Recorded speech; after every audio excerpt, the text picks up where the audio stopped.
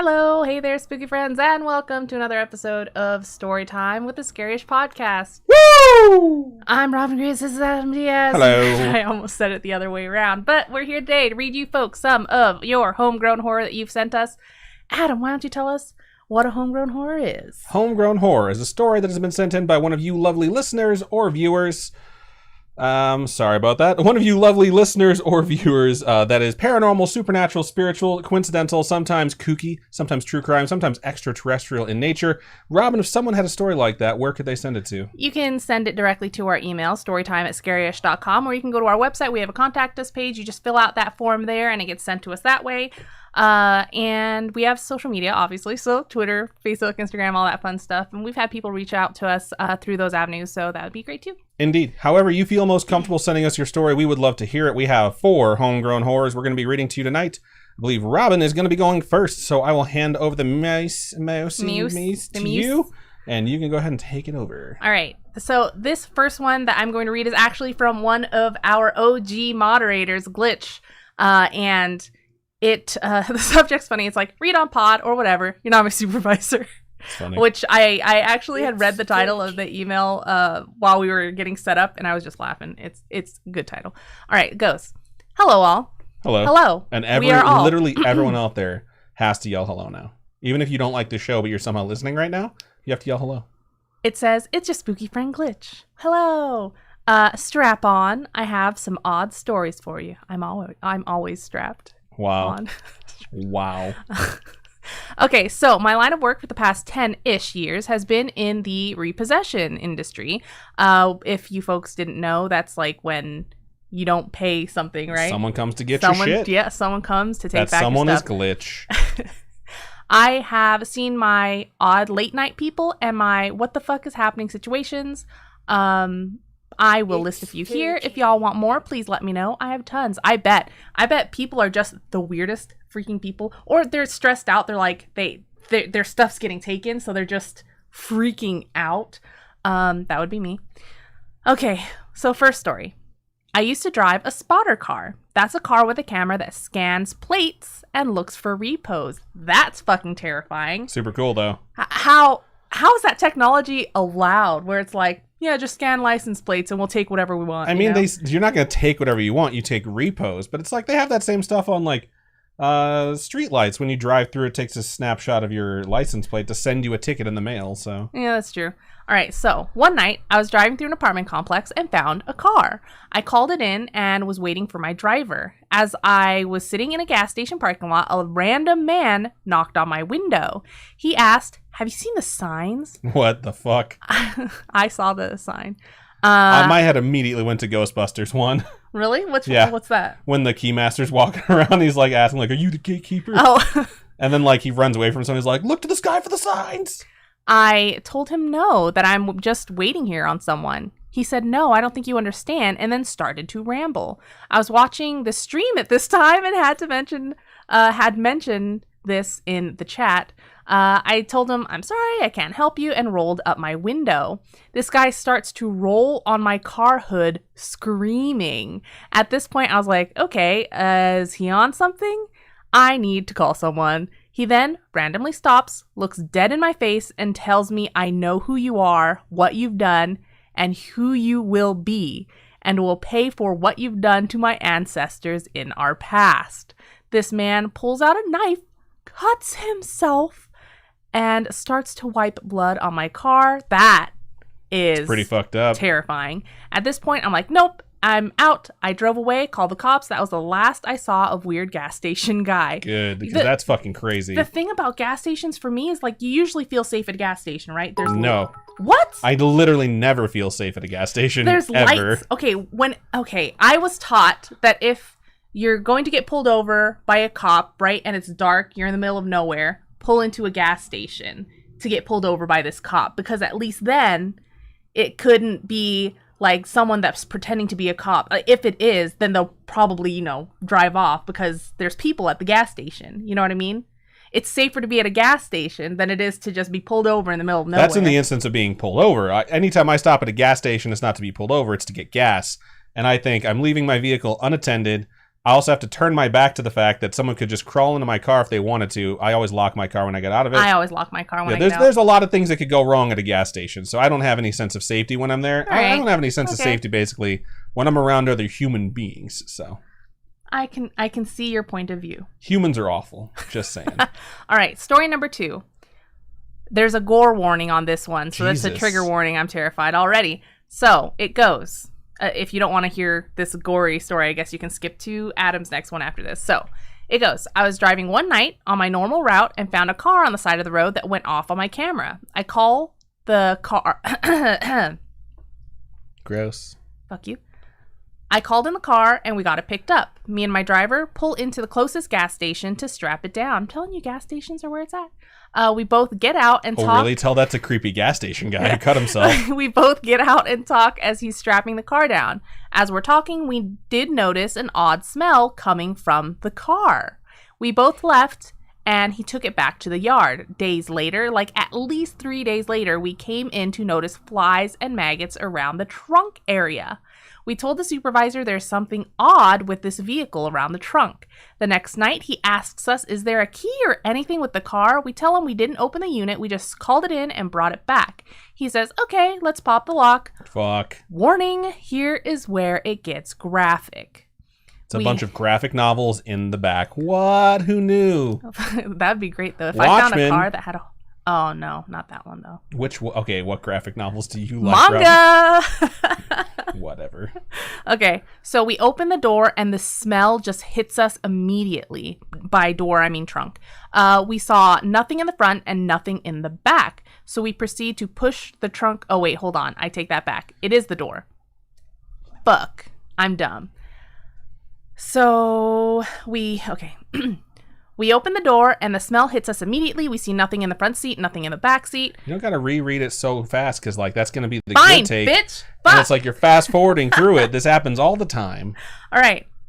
We open the door and this smell hits us. No way. We see nothing in the front seat and nothing in the back seat. So we proceed to push the trunk open, and this person, or whatever it was at this point, was sitting in the Texas sun in the trunk for at least 3 weeks. Gross. The body was unrecognizable. It was more of a soup in the trunk. The smell and the image is something I will never forget. It's something you can never prepare yourself for, to see a body in such disarray, which is absolutely right. I can't even imagine. Also, did you know that the city of Las Vegas is hiring a new medical examiner, and they get paid astronomical amounts of money? Of course I knew that. Everyone that lives in Las Vegas and listens to the show got the memo today, right, all? I just found out today. At this point, we had to do a police report. The police questioned us on where we found the car, who was around the car, where the car was, and did we open it at any point before it was back at the yard. Come to find out that the man was murdered, stuffed in his trunk. The car was stolen. When it ran out of gas, it was left on the side of the road. It just goes to show you, think twice about the cars you pass on the side of the road. I'm going to leave it here for now. I have more paranormal stories I want to send, and have more of these if interested. I am totally interested. These are horrifying stories. Thank you, Adam, Robin, and Spooky Mom, for all that y'all the best. Nah. You the best. Love all of you in the community. No lie, best group I have ever been a part of. But don't trust ASV Funny. They sus. # Orange can't be trusted. That's totally a reference to Among Us. We play Among Us on Saturdays. Sometimes. And it's very fun. Keep on creeping on. Your Heimdall Glitch. Thank you so much for sending your stories in. We cannot believe that you have to deal with that stuff doing what you do. It's absolutely terrifying. It's terrifying. It's terrifying, and it also sounds very, very gross. Sounds dangerous, too. I'm sure, like, I mean, I've seen episodes of, like, repo shows. Have you ever seen, like, not Repo Man, that's a movie, right? I don't know. I don't the know. Repo Man is? I don't know. I don't know. But where people like freak out at you for taking their stuff. Oh, yeah. I mean, you're taking something that was once theirs. Yeah. And they're not happy about it ever. So Yeah. it's definitely a dangerous job, without a doubt. And you're going to run into some crazy stuff. So we want all the stories. Send them all our way. We would appreciate that. And we definitely want the paranormal ones as well. So thank you so much for sending that in, Glitch. You are the best. I'll also stay safe out there. Yeah, stay safe. All right. Cool. So, couple things I need to do. I need to update this July donation goal. You guys are sending us bits, which is wonderful and does count towards the July donation. But for whatever reason, it's not tracking them, so I'm just going to do it manually. I think right now it's only tracking dollar bills, but we typically get bits more. So I think we're actually at $54 towards the goal. Nice. Again, if we get to the goal, we're going to have a bartending stream, I think was the way we called it. Yeah, it was like a mixology stream type thing. It'll be really, really fun to do. Well, I'm going to make a little sneak peek of that right now and make this horrible mixed drink. Not really a mixed drink. It's not horrible what is it either. Well, you're going to drink Angry Orchard and Guinness. So in this case, it's called Snakebite. Yeah. So. Isn't it like someone calls it a black and something? Black and tans are different. It's a different sort of alcohol that or not alcohol, but beers that you're mixing together. I don't think you need to do that for that one. It says use bottle opener, bitch. That's your hand if you're not a bitch about it, bitch. All right, let's go ahead and check out all the notifications we got, and then we'll go ahead and jump into reading the chat. Do you want me to do it? Yeah. Jesus. God. If you weren't such a nasty twat about it, I would have just done it to begin with.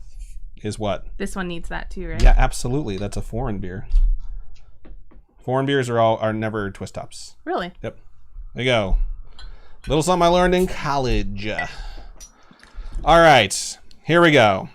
Shout out to Glitchgrim for redeeming a drink 11 minutes ago, and Nefcore and Laura Ann. Shout out to Tiny Dancer Nation who resubscribed for the second month at Tier 1. They've been subscribed for 10 months. Thank you so much. Almost a year. Shout out. That's way, way, way too much. It's Really? supposed to be half and half. Yep. Oh, oops. Whatever. It's your drink. Shout out to Lisbeth Tree who redeemed a drink. Shout out to the Snark who resubscribed for the 29th month and said, "You killed my friends," which is a reference to the D&D one-shot. Dang. Yeah, it's just completely mixing. I warned her that you have to pour the Guinness onto something and then have it trickle in to give it that like separated look, or otherwise it's just going to mix together and just be a brown. You're brown. Get it? I am You're brown. black. Anyways, thank you, Snark, for being with us for 29 months and redeeming a drink, which means we have 1, 2, 3, 4, 5 redeemed. Kayla Ray Reeds redeemed a high 5. We'll do that when Robin rolls back over here. Lisbeth Tree cheered 200 bits. Thank you so much. 52DZ resubscribed for the 35th month. Oh my gosh. Holy shit. It's a lot of months, That's y'all. a lot of months. That's almost It's 3 years. almost 3 years. That's almost 3 years. 3.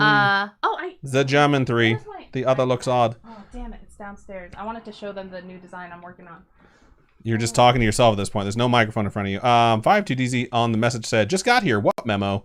Oh, the memo about some like medical examiner position opened up in Las Vegas that randomly Robin just decided to toss into a story. Like, "Oh, did you hear?" Like, of course I didn't fucking hear. Why would I hear that?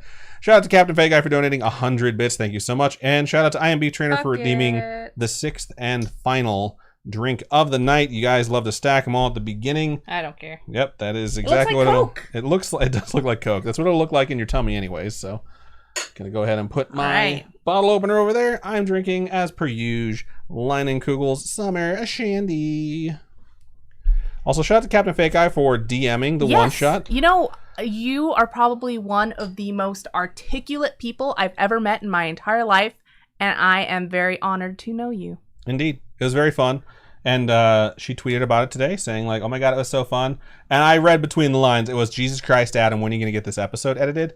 It's good. It's okay. I had to go through a lot to make some of the audio like better, but it's all aligned now. I'm pretty excited. And I got my audio block subscription working overtime, pulling in sound effects and background music. So it's going to be pretty fucking good. And I'm excited. Elizabeth Tree says, "Robin, we need digital images to buy of the cryptids or the ghosty for phone backgrounds." I actually am...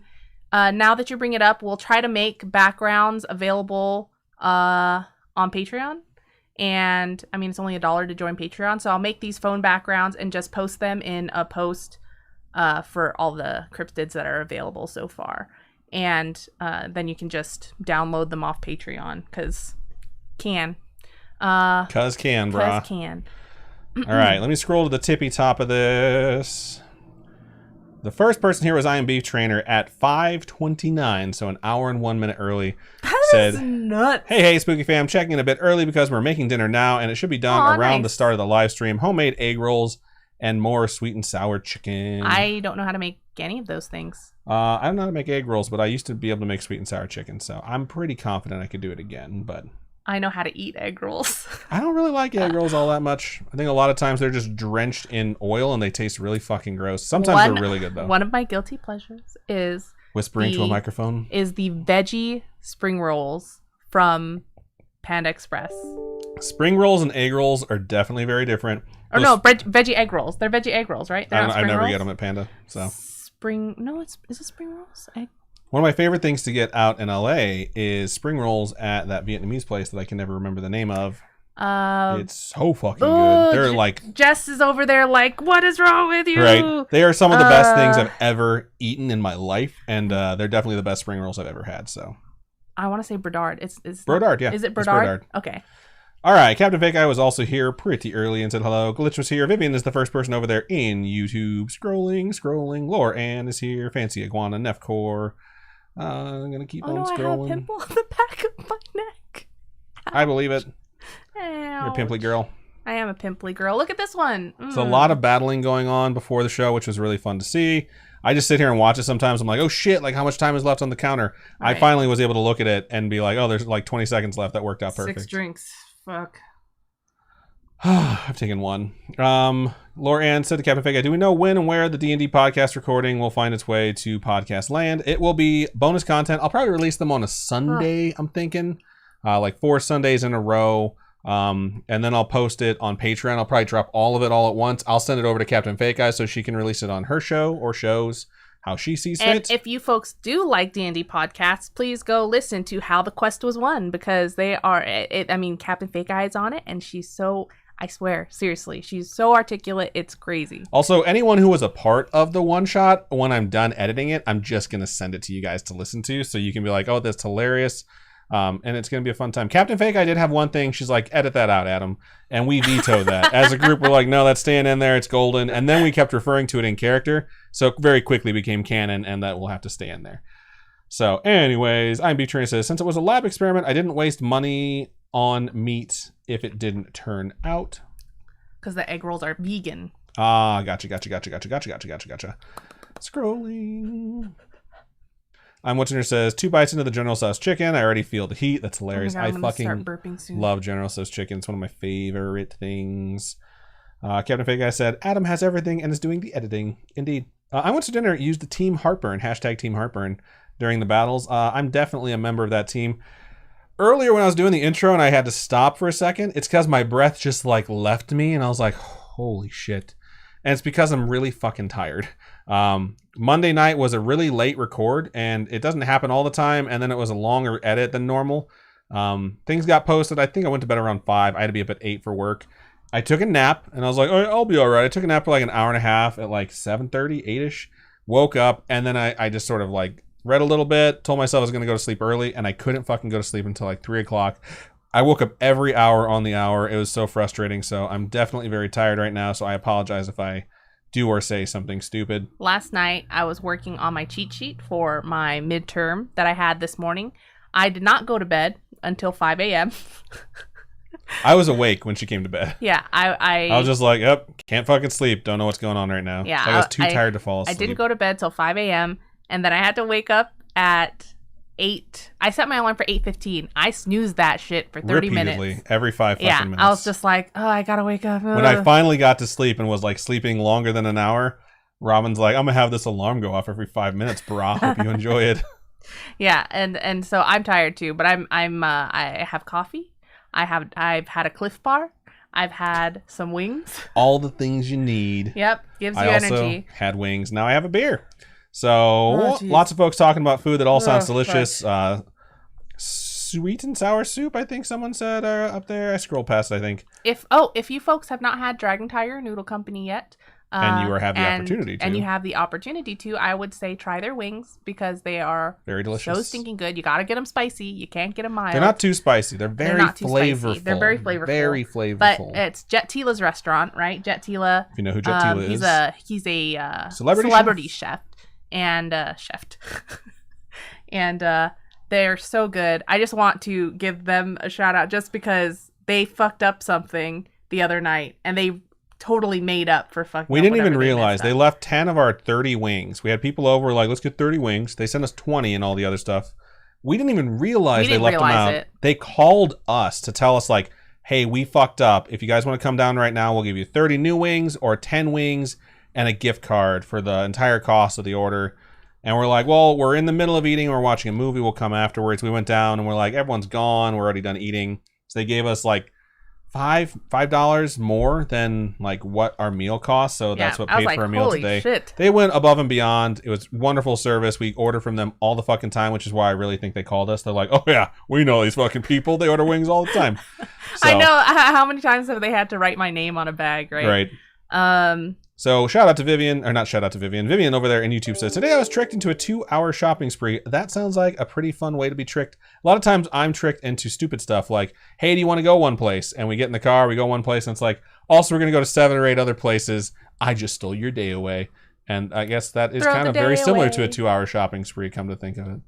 Vivian says, that might sound great to some people, but I don't like spending money or clothes shopping in general. If someone were like, hey, we're going to go shopping for 2 hours, pick out whatever you want in clothes. That's different. I would be like, yes. If Robin tricked me into doing shopping and she was like, don't worry, I'm paying for this. It's not coming out of our joint accounts. You won't have to worry about paying for this in any way, shape, or form. Wouldn't you be worried where it's coming from? I would be, but I'd be like, fuck yes, finally. This is what I've been waiting for. And then I just buy a bunch of shit. Because I love spending money. I don't like spending my money. That's the problem. Adam, I won a Dragon Ball Z figure today. And Adam was like, I'm glad you're facilitating your own addiction by winning me things. Smart. Smart move. I'm not going to tell her to stop. Captain Fake Guy says, and I hate you for this. I never get heartburn from eating the spicy food, but it's hell when it comes out the other end. I don't think anyone's immune to burning butthole syndrome. BBS, as we all know it. BBS? But it's that new K-pop band. I do hate everyone that doesn't get heartburn, because heartburn's like the worst fucking thing ever, and I wish I did not get it. Tiny Dance Nation says, howdy y'all. I think Kayla Ray Reed's up there. I don't know if I already said that. Said hi as well. We have 3 high fives to redeem. Oh, dang. Jesus fuck, dude. That's only 2. I get that that's only 2. There's 1 down there. Oh, why didn't you say that earlier? I did say that earlier. You just didn't do it when you came back over here. None of them are good ones. That wasn't bad, actually. All right, let's keep reading. Lots of folks saying hello to everyone. That's for sure. When you read and you said, and I told everyone, like, you all have to say hello now. Everyone said hello. So I'm glad to see that you guys did that. Hello from the other side of that story. I'm What's Your says, I will never forget the unfortunate morning after a particularly spicy hot wing challenge. It was like a portal to hell had opened up in my rectory and all the demons were lava. It's a really good joke reference to this most recent episode of Scaryish. Scrolling. Aw, Glitch says, I hate gas stations. Always have, always will. It's funny. I mean, just gas stations can be very creepy. Rest stops can be very creepy. Sherry Sue says, hey. Or, hey, I'm here. Totally forgot it was Wednesday and the pod is tonight. No worries. Welcome. Thank you for joining us. Thank you for joining us. MI says, I just subscribed on Twitch again and it's not working. Thank you so much for subscribing on Twitch. Even if the notification doesn't pop up, the subscription should still work. So thank you so much for subscribing. We sincerely appreciate you. Scrolling some more. Elizabeth Tree says, this makes me think of an episode of some crime show about like opening a trunk and there's a body in it. Yeah, Elizabeth Tree says, I can't believe you have to deal with this. It's funny because, so medical examiner for the city, right? They get paid a ridiculous amount of money. And they were what, Robin? You're going to keep it over secret? $100 an hour. Get the fuck out of here. Yeah. I'll examine medicals for all day. Pay me that money. It's just because you have to look at dead bodies all the time, you know? I do that for a hobby. We have a show about it. You should see some of the horrible shit I've seen. Like my coworkers are laughing. And he's just like, I'll look at dead bodies. The dead. You know what I mean? Like, oh, they washed up. Yeah, they look dead. Like, how'd they die? I don't know. Captain Fake says, this is like one of those crime podcasts now. Her arms were cut off. Her legs were cut off. Her ears were cut off. Her tongue was cut off. Her nose was cut off. Her eyeballs were plucked out. Her eyebrows were then waxed. Her tongue was sliced open. God. Her hair was cut off. That's horrific. Kind of accurate, too. IMB Turner says, the spicy heat just hit me. Whoa, it's spicy and delicious. Glitch says, I'm a manager now. I get to sit in the office. That's funny. Nice. Meadow says, Angry Orchard always needs a bottle opener. Yep. Oh. If you're a bitch. No, I'm kidding. It's just one of those that you have to open with IMB Trainer says, got me raspberry ice Smirnoff and water. Elizabeth Tree says, drinking my normal Fresca and vodka. Oh, that sounds like a low-calorie delicious Where's drink. Chunkster and how much wine has she had? I'm annoyed right now. So I'm going to keep scrolling. Fun stuff. 52DZ says, yeah, I heard about the medical examiner position. That's hilarious. IMB Trainer says, I'm still trying to get the tempura batter to work, but it's still crispy chicken. Tempura batter is very finicky because if you get too much water or not enough water, it's a completely different consistency, which is annoying. Kurswell says, Robin, if you like pineapple, then you'll like this. It's a cider beer like Angry Orchard, but it's pineapple called Ace Pineapple Craft Cider. Ooh, I got to try it. Gross. I don't like pineapple. Gross. I don't like pineapple, but it has a specific effect on the male system that is beneficial. So I wish someone would have told me about that when I was younger. Jessie over there on YouTube like, it's Bradard. Thank you, Jessie. Jessie is always here, and I'm always like, yeah, sure you are. And then she always makes a reference or a statement or a compliment after our show that shows that she indeed did watch. And I'm like, damn, you really are always here, aren't you? It's pretty awesome. Thank you so much. That's a true friend. That is a true friend. So because half my friends don't even watch this. Almost all my friends don't even watch. I just want to vent this. So I have talked to a friend recently, and it reminded me of the last time I spoke with him regarding my show, regarding this show. And he said, like, you know what I like about your show? And I was like, what? And I thought it was going to be a genuine compliment. He's like, it makes kids like to write. And I was like, what? And he's like, because, you know, they send you those emails. And I was like, oh, thanks. And I didn't say anything to him else because, like, get the fuck away from me. Because basically what he was saying is, like, all the emails you get are from kids and they're all fake. That's literally what he was trying to say to me. And he was drunk and he was trying to like, do a backhanded compliment. I'm not going to tell you on the air. But I was just like, fuck you, man. Like, I've gotten such backhanded compliments on everything I've ever done for my friends who are just, like, the laziest fucking worthless pricks. And it's so annoying. And the only time I get actual friendship support from people, the other friends get mad at them for supporting me. And I'm like, you guys are fucking assholes. Like, I'm sorry your lives suck. But I just wanted to vent that because I've been thinking about that the last couple of days. Like, man, I remember when he gave me that backhanded compliment. He's lucky I didn't punch him in the dick. So it's a good thing to support your friends. It really is. Yeah. And I've always supported those pricks too. It's not my fault they always fail. All right, let's keep moving on. So there's still people that you know that watch this. The ones that watch this, they don't even know those other ones, so it doesn't matter. That's what I'll tell you later. All right, let's keep scrolling through some of this. Glitch says, every time I hear LA, I think of Letterkenny. Yeah, that's totally how we I'll be real. I fucking love LA. It's one of my favorite towns to go to. It's so much fun every time we go. Let's see. Vivian says, been binge listening to Maneskin for the past like 2 weeks. They won the 2021 Eurovision and I love them so much. Ooh, interesting. What's the 2021 Eurovision? I am assuming it's a TV award. Eurovision, isn't it, at a TV award? I have no idea. That's why I asked. Jay Valor says, made it a little late, but I'm here. Woot woot. Carrie over there on YouTube also says, yay, I'm here, guys. Hello. Hello. The Snark says, oh shit, I love Brodard. My Brodard's favorite things are the sizzling plates with pate. Ooh, I don't think I've had that yet. We haven't had that yet. We should, though. There's also a Korean fried chicken joint right by the one that we go to. Oh, which is very good, and too. And that place is really fucking Anytime good. we see Jess and Jen over there, they always take us to the best food. It's always delicious. I don't know how. It's always the best time. Because they're the best people. Yeah. The Snark says, I drove back from SoCal last night at 11 and got home at 4 a.m. I'm tired too. Dang, dude. That's a rough drive right there. Shout out to Emanon who just resubscribed for the 18th month. Thank you so much, Emanon. Welcome. Long time no see. Hopefully work isn't too crazy and you get a break here and there. Indeed. Captain Fake Eye says, that's the Apple Podcast link. Oh, to How the Quest Was Won. Yes. Glitch says, I follow the How the Quest Was Won. Yeah, they've been doing it for so long. Yeah. You know what I mean? Lots of episodes. If you Good want backlog. something to binge listen to, definitely listen to How the Quest Was Won. Captain Fake, I said, I've forgotten what this line was. LOL. It was probably sexual. It was like, it wasn't even very dirty. Yeah, it was about wood, right? Yeah. Yeah, it wasn't very dirty at all. It was just like a chuckle joke that had some sex involved in it. But it was really fucking funny, so it's staying in. Vivian says, that's how I was tricked. Actually, my mom said we were going somewhere and asked if I wanted to come. And I was like, sure. She made it my choice. The Snark says BBS, or burning butthole syndrome, is also what we call fire hole. Fair enough. Different cultures, different strokes for different folks, you know? Vivian continued then. She was like, actually, we're going to Target too. We might as well get you some clothes while we're here. And 2 hours later, and about $200 later, we're eating Wendy's at home. That's cute. Not gonna lie. That sounds like a pretty fucking sweet day. Sometimes. If my mom tricked me into going out to buy me clothes in Wendy's, I'd be like... She doesn't have to trick you, though. Fuck yeah, she's just like, hey, there's a sale at Kohl's. Buy yourself stuff. Yeah. Sometimes a mom wants to spoil their kids, right? Because my mom's done that for me when I was a kid, too. On, like, my 16th birthday or something, my mom was like, let's go shopping for clothes. My favorite thing my parents have ever done to spoil me is when I had my first apartment. I was making very little money. I had 2 roommates. It's $900 a month. I was able to make $300 a month and then spend a little bit here and there. And my parents came by just to say hi, make sure everyone was doing okay. And they checked my fridge. And we lived pretty fucking thin. And they're like, okay, well, it was nice to see you guys. And they went to Walmart and they came back with several $100s of groceries. And they stocked our whole fucking house with a bunch of snacks, with all the stuff you'd want to eat, you can make dinner with. Nice. And my mom and dad just filled up my fridge and all my cabinets. And like, I'm pretty sure my buddy Scott was home at the time.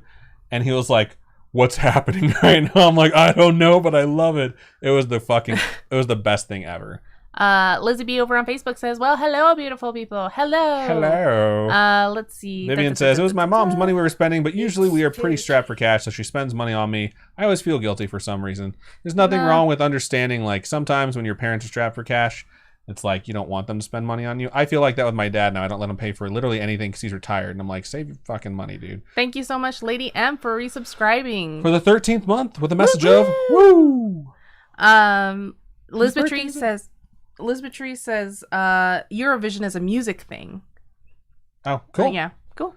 Wait, happy birthday to Sherry Sue. Yeah, Sherry Sue. Happy birthday. I posted it on her Facebook, but here it is in person. I haven't checked birthdays on my Facebook in like 2 weeks. And this thing happens where if I miss a friend's birthday, I'm like, ooh, fuck, I missed their birthday yesterday. I didn't say happy birthday on Facebook. Then I'm like, well, I can't say happy birthday to anyone today because then they're going to be like, well, what the fuck, bro? So I just not done. I'm just going to start it back over in August. I've missed too many.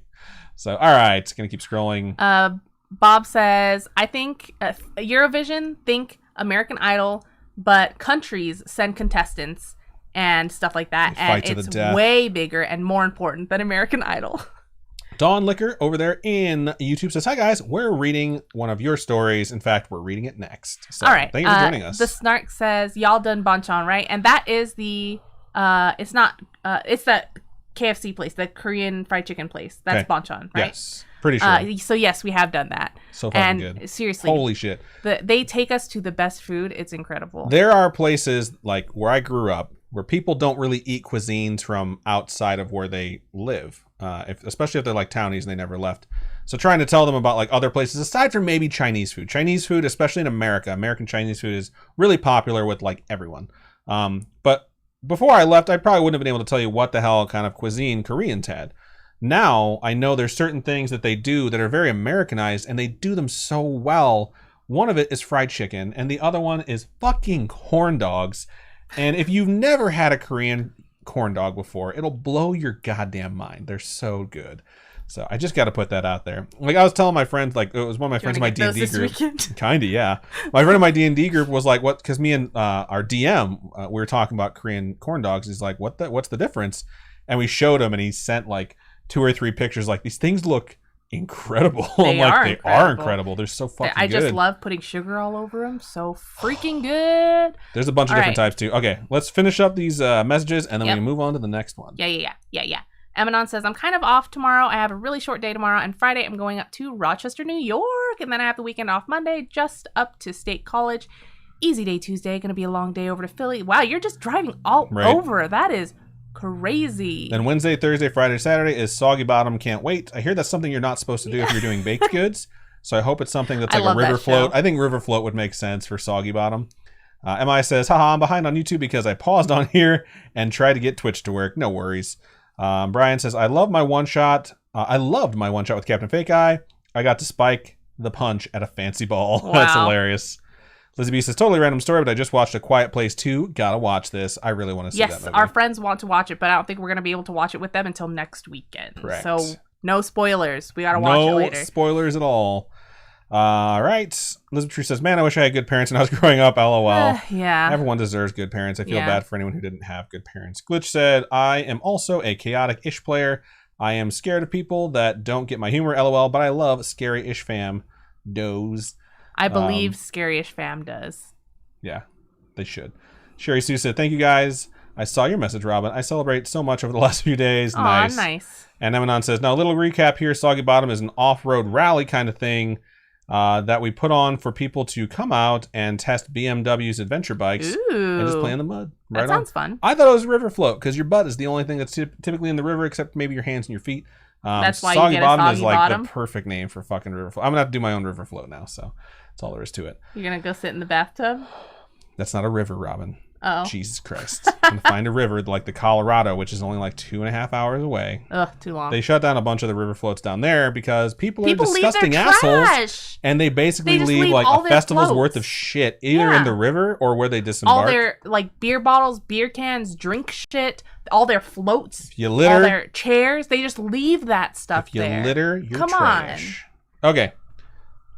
Good indignation. I think we sent a message. I don't think anyone No here one needs to hear cares. it, but whatever. All right. I'm going to go ahead and move into my first email of the show. And this one is from Dawn. And its subject is my scariest story to share on the podcast. That is how you do a subject, because now I know I can share it on the show. Man, you should have like mixed some names and done like from dusk to dawn. That would have been Oops. cool. Sorry, I But got there's- the name correct. No, I'm just like, we should have mixed up the stories or found like, you know, it would have been funny. Like if a story had a topic about something that happened at dusk, I could be like, Yeah. oh, from dusk to Yeah. dawn. Sorry. How could I miss that opportunity, Robin? Maybe I drank too much. Okay. Oh, yeah. Pause. I still owe you all 4 drinks, so here we go. Joke. Yeah, I've finished at least one bottle of this stuff. Oh, no. My eardrum did this thing where it's like, it was weird while I was drinking. That never happens Like to you? the sound? Like, you know, your eyebrow or your eyelid will twitch sometimes? Yeah. It's like that'll happen inside my ear. Feels very odd. Captain Fake Eye, does that mean I have cancer? Shut the fuck. Ear cancer, I hear, is really bad. Is it a thing? I don't know. I always worry I have cancer. That's one of the things, whenever I go to the doctor, I'm like, do all the tests you can to make sure I'm cancer-free. Because I'm just like, I just want to make sure. You're a big tumor. Thanks. You're a fucking bitch. Lol.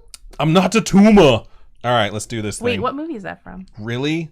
Really? Get the fuck out Is of that here, Robin. Kindergarten Cop? You're goddamn right it is. Greatest movie ever made. No. All right. No, it's not, but it is good. It's an excellent movie. Who is your daddy and what does he do? I'm going to keep going now. We can quote Robin. I was going to say we can quote Robin all night. Yeah, you can. That was actually Arnold quoting Robin via time travel back in the day. So, all right, here we go. Starts out like this. Hi, Adam and Robin. Hello. Hello. Greetings from South Florida. My name is Dawn. Ooh, Florida. I'm already excited for some crazy why? shit. Oh, because Florida man? Exactly. Or Florida woman. My name is I Dawn. don't think Dawn's going to pull a Florida woman type thing. And I've been listening to your podcast for a few months now. I wanted to let you know I really love your podcast. Aw, thank you so you. much. I really enjoy the funny banter between you two, and especially how sweet you are to each other. No. That's a one-way street, Dawn. Just saying. No, no. Excuse Robin me. just collects You just all called the me a love. fucking bitch 2 seconds ago. Well, you were being a fucking bitch. You just... It's live. I'm going to edit out what she did, so I just sound like an asshole. That's funny.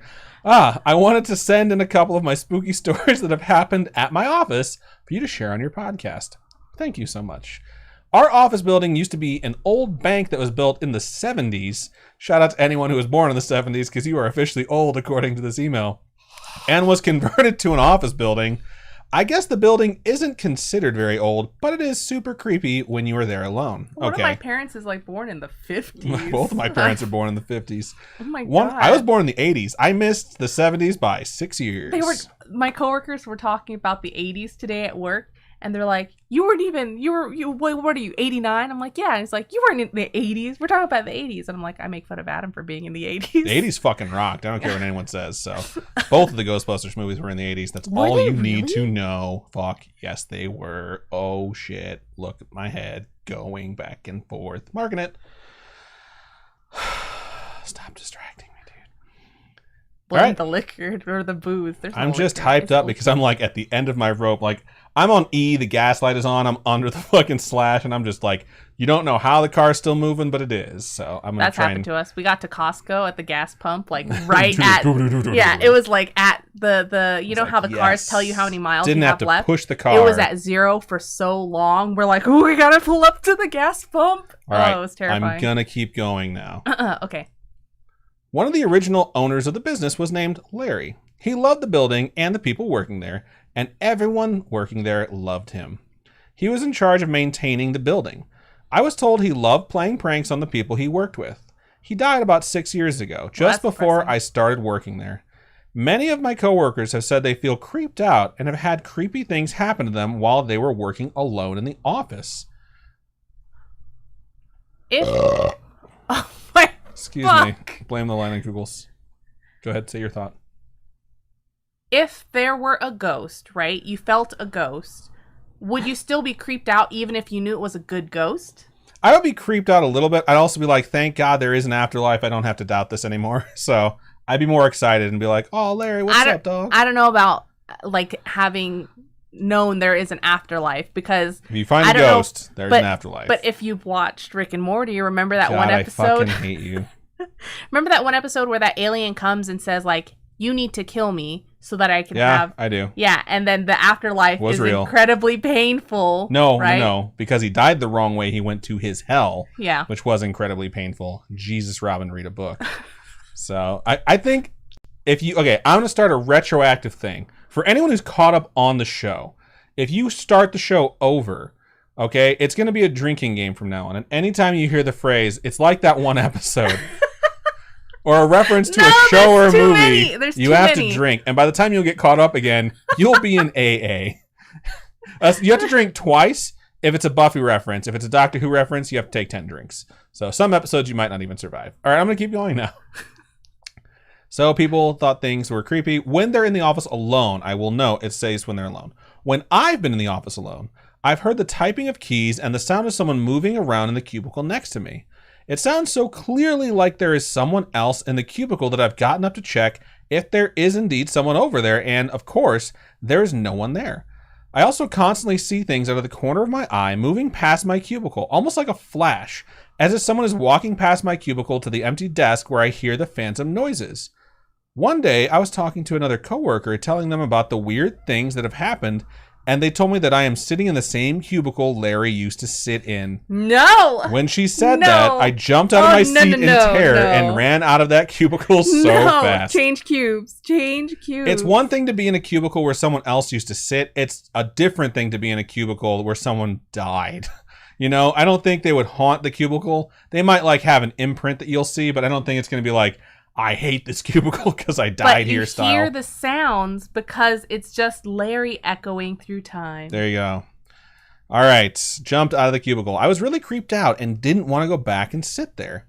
Now, as a way to cope with the weird things that happen, I jokingly call out to Larry and tell him he's creeping me out and to stop scaring me. FYI, I do this in the middle of the workday. Everyone near me can hear me talking to a dead man, but I really don't care.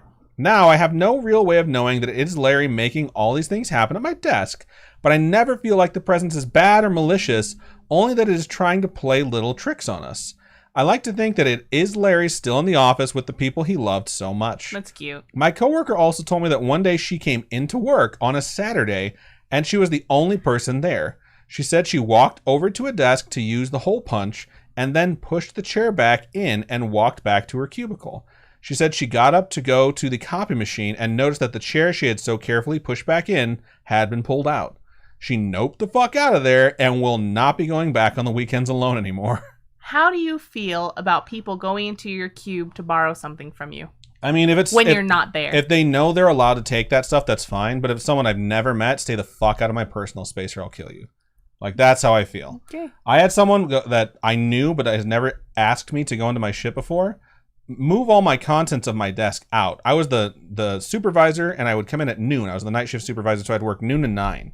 And we were having a desk move. Like, I don't fucking know why. They always wanted to move the teams around when I worked at Tesla. But I went in, and it was noon, and we were supposed to start the desk move at 1.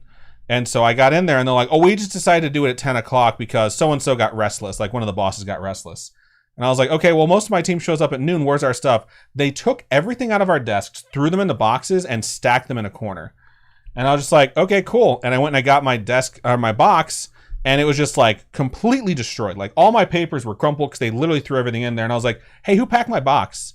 And they're like, oh, so-and-so did. And I walked over, and I set the fucking box on his desk. And I was like, give me all your shit, because I'm going to throw it in the floor and stomp on it. And he was just staring at me. I was like, look in that fucking box and tell me if you think that that's okay. And he just stared. I was so fucking mad. I've never been that mad on that floor before. And I was like, I have $300 sunglasses, brand new, that I just got for my birthday. And I never get sunglasses like that for myself. And I was like, and they're fucking smashed, which is what I should do to you right now. And the guy who was the guy in charge who had decided they were going to do the move at 10 a.m. came over. He's like, you need to calm down. I was like, no, fuck you too. Like, how dare you? Like, I was the one that designed the whole fucking, the move and coordinated everything. And then you got fucking antsy and wanted to sit in your new desk. And now my shit's destroyed. And then we had someone who was a, what do you call it? When you have to have everything OCD, someone who is obsessive compulsive disorder, and they moved her shit. And she was like, I can't touch any of my stuff now. I have to throw literally everything away. And she threw all of her possessions that were on her desk away, even like mementos, because other people moved it in a way that she couldn't fucking deal with. And she was just like, I can't deal with this. It was awful. I was like, this is so fucking rude. I can't believe you did that. I didn't realize I was going to open a whole can of worms. There you go. I remember that very God. vividly. I was like, how fucking dare you touch my shit? Like, don't ever go into my desk again. Like, I was like, when they leave, we're night shift. We're taking all their shit. We're throwing it in a fucking pile, and we're going to set it on fire. Like, I was so goddamn mad, dude. It's one of the few things that really, really pissed me off at that job. So, well, aside from carbon emissions, gotta hate them. Save the planet. Oh my God. Okay. Do you have any other things you want to talk about on that? No. Okay, fun tangents. I'm gonna keep going. God. So, God. The email ends this way. We dropped like so many viewers just from that thing. Fuck you, we did not. I pay attention to those numbers. We went up. Rants bring people in. We got so many viewers. All right. I apologize if the stories. Fuck you, man. You go on your stupid tangents. We just see these numbers tank. I hate you so much right now. Car in the background. I apologize if the stories aren't that exciting. I thought they were great, obviously. Obviously, it got Adam real riled up. And if the writing isn't all that great, I'm totally going to haunt that office when I die. Like, if people move stuff off a desk they're not supposed to, I'm just going to show up and their stuff's going to burst into flames. I'm not a very good writer and went over this email multiple times to make sure it made sense and that I didn't ramble. You did an excellent job. It's wonderfully written. Thank you so much for proofreading because it does wonders. If you two would like, I have a few other stories. Yes. That I could type up and share. Yes, please do. Please send me a quick email when you plan to read this. Hopefully my mom did that when she proofread it. And as I am still trying to catch up on episodes and don't want to miss it, in parentheses, I'm only up to episodes from 2019, LOL. Hey, you got a lot to catch up on. Until then, love you guys and can't wait to listen to more episodes. Well, thank you for sending that in to us. It's definitely, for me, it's definitely scary working in an office where people are constantly changing out, you know, and then they move you, like you're saying, they move your cubes all the time. Don't touch other people's shit. It's not hard. But what I'm saying is, like, you never know who sat there or what's happened in there. I had to move across the office at one point, but my old cube, I had spilled an entire caramel macchiato down the entire side of the wall of that cube. So when I left, I was like, not my cube anymore, not my problem. That is Robin's fucking like lifelong catchphrase, like, not my problem. Thank you so much. Yeah, I was like, yes, pristine cube. For me to ruin now. But yeah, thank you so much for sending that in. Indeed, it was very good. All right, let's look over in stream chat, see what you folks had to say. We've gone up even more numbers now, so just saying. I have drank almost 2 entire beers. I never do that. What?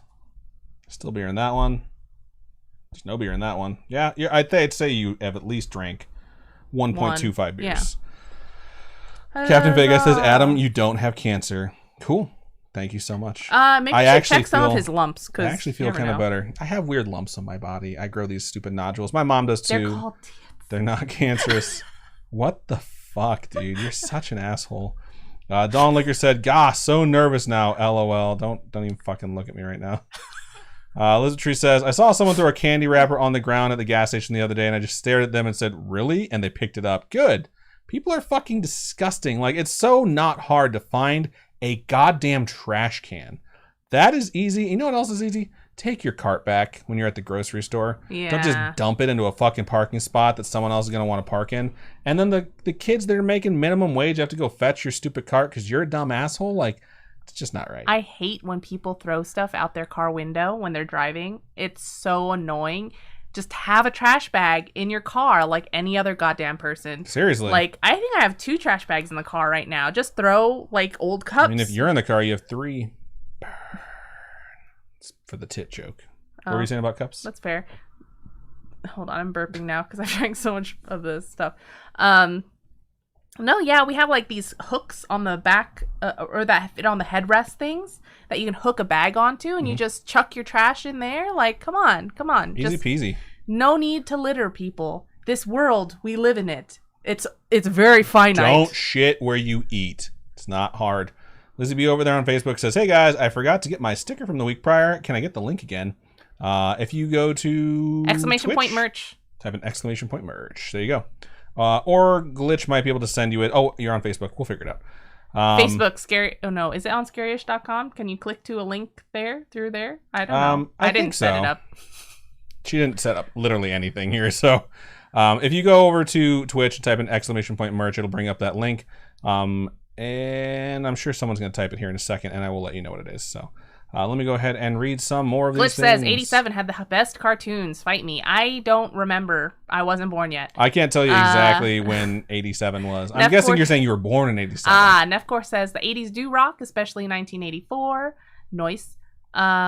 Lizzie B says, and instructions. Just pick a Scaryish sticker and then email us and say, this is the one I want, and here's where you can send it. Let's see. Lizzie B says that burp was a 4. Carrie says, replying to Lizzie B, my dog came over to investigate it. It was so loud. That's funny. Carrie says, hi guys, love y'all. Robin skipped that one. Eminon says, you guys are all coming down to the hot tub with Lady M and me. Man, dude, we have a hot tub and we never use it. We don't really have a hot tub. It's too hot. Actually, I'm lying. We have a spa, but I mean, it has a hot tub. Tons. No, they're different things, but it has tons and tons of bubbles. Yeah. Or jets, difference? And then you can actually heat the water. Spas don't always have a heating element to them, so. But ours does. Isn't that a hot tub? I guess it is a hot tub. So, whatever. I just said I was wrong, so keep fucking repeating it so you can feel better about yourself, pigtails. Get out of here. Let's see. Lindy over there on Facebook says, hi. What up, Lindy? Hello. Thank you for joining us. Lizzie B says, hey, Lindy, you came. Yes. Wait, well, yes, she is there on Facebook. Captain Fake Eye says, May 1990. Nice. I was alive for about 4 months in my mom's uterus in the 80s. That's hilarious. That counts. You're an 80s baby. Let's see. Glitch says, still 30s gang. Blitz and Chips over there says, close the lights for scary stories. Blitz and Chips is really good. Blitz and Chips. MI over on YouTube says, I'm in the Letterkenny era right now in your show. Dude, for real though. Oh my gosh. We just started rewatching Letterkenny for the 50 bajillionth still really time. Fucking good, dude. It's still good. Show. It is such a good show. It's so well written. Y'all funny over on Letterkenny. If we could be like on the show as just fucking extras, I don't even think I would love it. I would just laugh the whole time and ruin every fucking take. I just want to be an extra. I want to be an extra in that show. It would fit your personality because you are super fucking extra. All right. MI says, nope, you just read that. Gonna keep scrolling. It's way too bright for scary stories. That's funny. Yeah, but if we have the lights off, no one can see shit, and then everyone's like, it's not bright enough. That was the most hesitated death threat I've heard. That's funny. Scrolling. The Snark says they fucking smashed your sunglasses. Are you kidding me? Yeah, they did. It was the bearded guy who was a supervisor for the alternate language team, if you know who I'm talking about, Snark, because he worked in the same office. Fucking pissed. So pissed. My manager at the time pulled me off like, you can't take things personally. I was like, let me go destroy one of the possessions that your husband has bought you, and then you tell me whether or not you're going to take it personally. He's like, well, that's a good point. It's like, fuck you, bro. You're the reason this happened. Brian over on YouTube says, cancel prank where I touch everything Adam owns. No. Carrie says, love your tangents, guys. Please don't stop. Thank you. Jang Mi says, hi, I'm always so late. Welcome. There's still 2 stories left. Just saying. Also, shout out to you for making the best masks that we have because they actually fit my Adam giant actually face. wants to order more from you. So yeah, I put one on. I put one on. I was like, oh my god, it's so nice to actually have it cover my chin. My face is long and fat, which is not helpful. And I was like, I might have to order more. I'm Beef Trainer says, just a heads up. I'm Beef Trainer, I'm Beef Trainer says, just a heads up. I am Beef Trainer. Oh, you're okay. Has a belly full of chicken, rice, and spicy peppers and is passed out. That's funny. Cute. That is, I'm what's for dinner. Yeah. I got so confused. They said, I'm dual wielding phones with mine on YouTube. No chat shall escape my gaze. Nice. I feel as powerful as Glitch. Almost. We should make I'm Beef Trainer or both moderators too. If you guys want to be, I don't know. That's a lot of power. We totally could. And responsibility. With great power comes great responsibility. Which was nice enough to pop over to Facebook and drop that link for your shop. ASB Bunny says, I apologize for being late. The weather is terrible here and I didn't want to wake up. It's okay. Me every freaking day. Carrie says, I graduated in 1984. Nice. Nailed it. So you were 70s, but I don't think you're old. I think that would mean that they were born late 60s. Late 60s, so. Yeah, but like they lived through the 70s, and that person was like old building from the 70s. Yeah. When you think of buildings, though, it's not the same as people, right? Because I think our house was built maybe 15 years ago now, 16 years ago now, and what? Our house was built like 16 years ago? Oh, I have no idea when our house was built. Because when we bought it, I think it was 12 years already. I thought you were saying when I graduate. I'm like, no. No. This house was built. So buildings are different because I don't think this house is very old. It's 16 years. It isn't that old. But then you look at an office building, right? An office building that's been around for 30 years. They get run down real quick. They do. They get a lot of wear and tear. There's just a bunch of people in them all the time. Snark says, fuck that guy. I'm going to set him on fucking fire with my hate. He actually wound up apologizing and we're totally cool, but I was definitely pissed in that moment. So Jamie says, oh my god, that makes me so happy. I just took down my site for a revamp since mask sales have gone down, but I can always send you guys some. All right. So I'll message you. I'll message you on Instagram later about it. Carrie says 1967, and I agree. I'm not old. You're not. Yeah. You're in your prime. All right, so I'm going to read my next story then. We're going to take a quick commercial break first. Oh, yeah, those 60 seconds. Robin always forgets about that stuff, so I'm going to go ahead and run a 60-second ad over there on Twitch. If you're not on Twitch, you won't get the ad, but if you are, you'll be back in 60 seconds. My hair is just, look at this thing. You make it really hard to drop an ad on YouTube because you always talk over the silence that I'm looking for. Oh, okay. I mention it to you all the time. All right, stay tuned. That should be long enough. Okay, I have to find the audio sample manually on YouTube when I'm putting ads on past episodes. And it's really hard unless I just listen to the whole thing. Because like the timestamps are always fucking weird and wonky. So sometimes it works, sometimes it doesn't. But yeah, so I'm like a little bit of silence, then I click the ad. Oh, why don't you take the ad time to update the money Oh yeah, thing. Cool. It'll take longer than that. So you're gonna have to vamp it up. I am drinking all the stuff. Let's see. Dude, okay. I never, when we have, this show and I have a beer, I never finish the beer. I just never do. And when we're done with the show, we don't finish our drinks usually. So if you see us drinking on the show, that's all we drink. That's it. And it's funny because Spooky Mom the other day was talking to one of Adam's aunts, I think. One of her sisters. And she was saying how, like, we have so much effing booze. We have so much booze. We don't drink it. It's just, we're inundated with it. And the only time we drink is during the show, once a week. So it's just like, that's why I'm always trying to come up with new drinks, new mixes, things like that, because I'm trying to use all the different stuff that we have. And we have so many different flavors of stuff. Lots of different dark liquors. If you guys have drinks using dark liquor that you think is good, please email us recipes or message us on Facebook or Instagram and give us some drink recipes, because we have so much whiskey, bourbon, and stuff. Oh, okay. So just so you know, I think it's backwards on your screen, so it does look like the Nazi symbol on that side, right? I mean, this is because it's reversed. Here. Can you read that? Oh yeah, cool. Not reversed. Oh, nice. But yeah, it's the Buddhist symbol, and you know, when the it's Nazis, the symbol that was co-opted by the Nazis Yes. to pretend they were peaceful because they're Yeah. pieces of shit. Yep.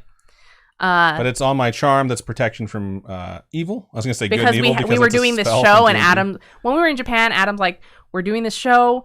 We might attract bad energy. I'm just gonna get this. I got one for school because I fucking needed it. I was just like, look, but- we're gonna catch the attention of something sooner or later by all the stuff that passes through our microphone. So I'm gonna put a protection from evil spell, or a charm, I should say, on my microphone. So that's what that is.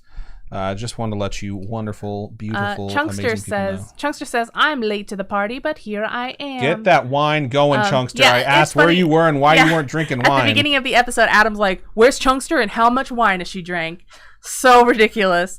Chunkster also says, Robin, your hair looks so cute. Reminds me of Dorothy. What's funny is I sat down, I did my hair, I got it done exactly at 6:30, and then I looked at Adam. I'm like, do I look like Katie, who is a character from Letterkenny? Because I'm like, who the fuck is Katie?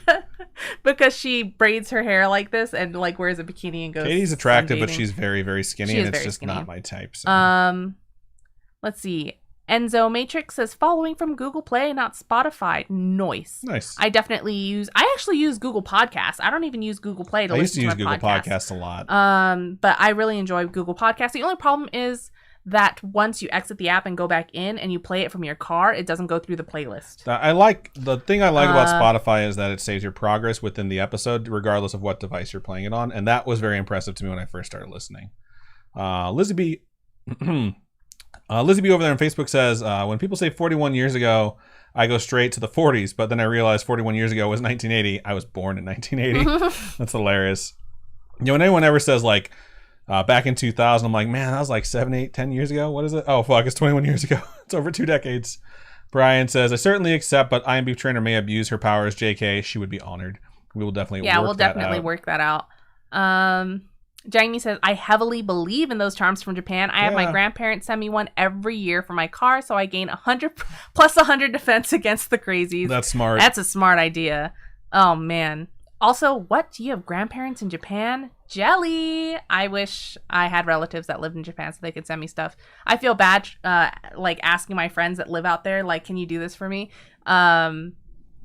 Because they're busy too. They have their own lives. I'm not going to make you go down to the Konbini and buy me tickets or so. You know what I mean? I feel bad. Jamie says, and the crazy thing is that a week after my charm fell off, I got into a car accident. Wow. It's scary. I hope you're okay. Wow. What are the odds? What are the oods? All right. Can I read my story? I will mark it. You can do your story. And then, yeah, good stuff. All right. Mark Ed. Oh, sorry. Oh, yeah, you got to take the mouse. The mices. Oh, my foot. Okay. Oh, my back is so sweaty already. My back is sweaty too. It's hot in here. It's take hot off in all your Vegas. clothes. I hate you so much. I didn't wear an undershirt today because it's like... Adam was wearing a t-shirt the other day, and it was like a small little v-neck, and I was like, look at the hair just sticking out of the top. It's like, it's a v-neck. You're supposed to see the chest, and my chest has hair on it. Okay. All right. So I'm going to get into my next email here. It's from Carrie, and the title is My Beautiful Dad, Now My Guardian Angel. Aww. So this is going to be a very heartfelt one. At least I assume so. I think that's a safe assumption. Yeah. So. It goes, Hi, Adam and Robin. Hello. That is us, and all spooky friends and family. Everyone Hello, has that to is say you. it now. Yep. All of you. Thank you for all your hard work and effort doing this wonderful podcast. You've truly kept me and probably many others sane during a difficult last couple of years. Sounds weird, but I talk about you guys like you're close friends. That's so sweet. I do that with all the people I follow too. Dude, it's so funny because I'm just like, oh, you know my friend, so it's and it's one of you spooky friends, you know, that we actually interact with and talk to and things like that. Like, I talk to Captain Fake Eye like, you know my friend, she's a doctor. I'll talk about you guys to my friends I've known since I was 7. Oh They're like, my who God. are you talking? I'm like, oh, it's someone who listens to the show. They're like, Oh my God. oh, so a fan? I'm like, no, they're my friend. Like, I talk to them a lot. Anyway, so I talk to you guys like you're my close friends, especially at work. About you guys, not to you guys, sorry. I mean, I'm sure you talk to us too. Whenever I'm laughing with my headphones on, my colleagues often ask, what joke did they say this time? That's cute. Anyway, I wanted to write the story for a long time, just been a little too raw, which I totally understand. Finally decided today was the day, as I'm homesick, waiting for a COVID test to come back. My dad had been really sick from about mid-50s onward. He had multiple heart attacks, then a bypass operation just before he was 60. That's so much. He then developed COPD from years of smoking and struggled for years with that. Throughout the whole time, though, he was someone that people turned to for advice and support, and he never turned anyone away. He moved to a medium-sized country town and became really active in the community, running a secondhand furniture and knick-knack stall at the local Sunday market. Eventually making friends with nearly everyone who crossed his path. This was the sort of man he was. Sorry, my mouth is getting all foamy. Sound like he said "sword of man." Sword. Like he was a sword? No. At the end of his time here on Earth, he was really struggling. My sister and her family went to England and Europe on a 6-week holiday. While they were gone, he rang me and said, now, if I go while they're overseas, don't let them cut their trip short. I told him that I would not be able to stop them from coming home, so he had better hold on. And he did. My sister and her family came home, and the following weekend, we all caught up at Dad's. Fuck.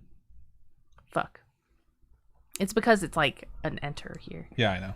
Just read slowly when you get to that. It's weird because it's like there's an extra space in the middle of sentences, like someone hit enter 3 times. Yeah. So I guess just like pump the brakes when you're coming up on the end of what seems to be a paragraph. We all caught up at Dad's house and heard all about it. He wanted to know every detail. We could see how much he was struggling. My hubby, girls, and I also had an interstate trip planned, and Dad kept asking when it was. I didn't think too much about it as it was only 2 weeks away. Surely he would be fine until after we got back.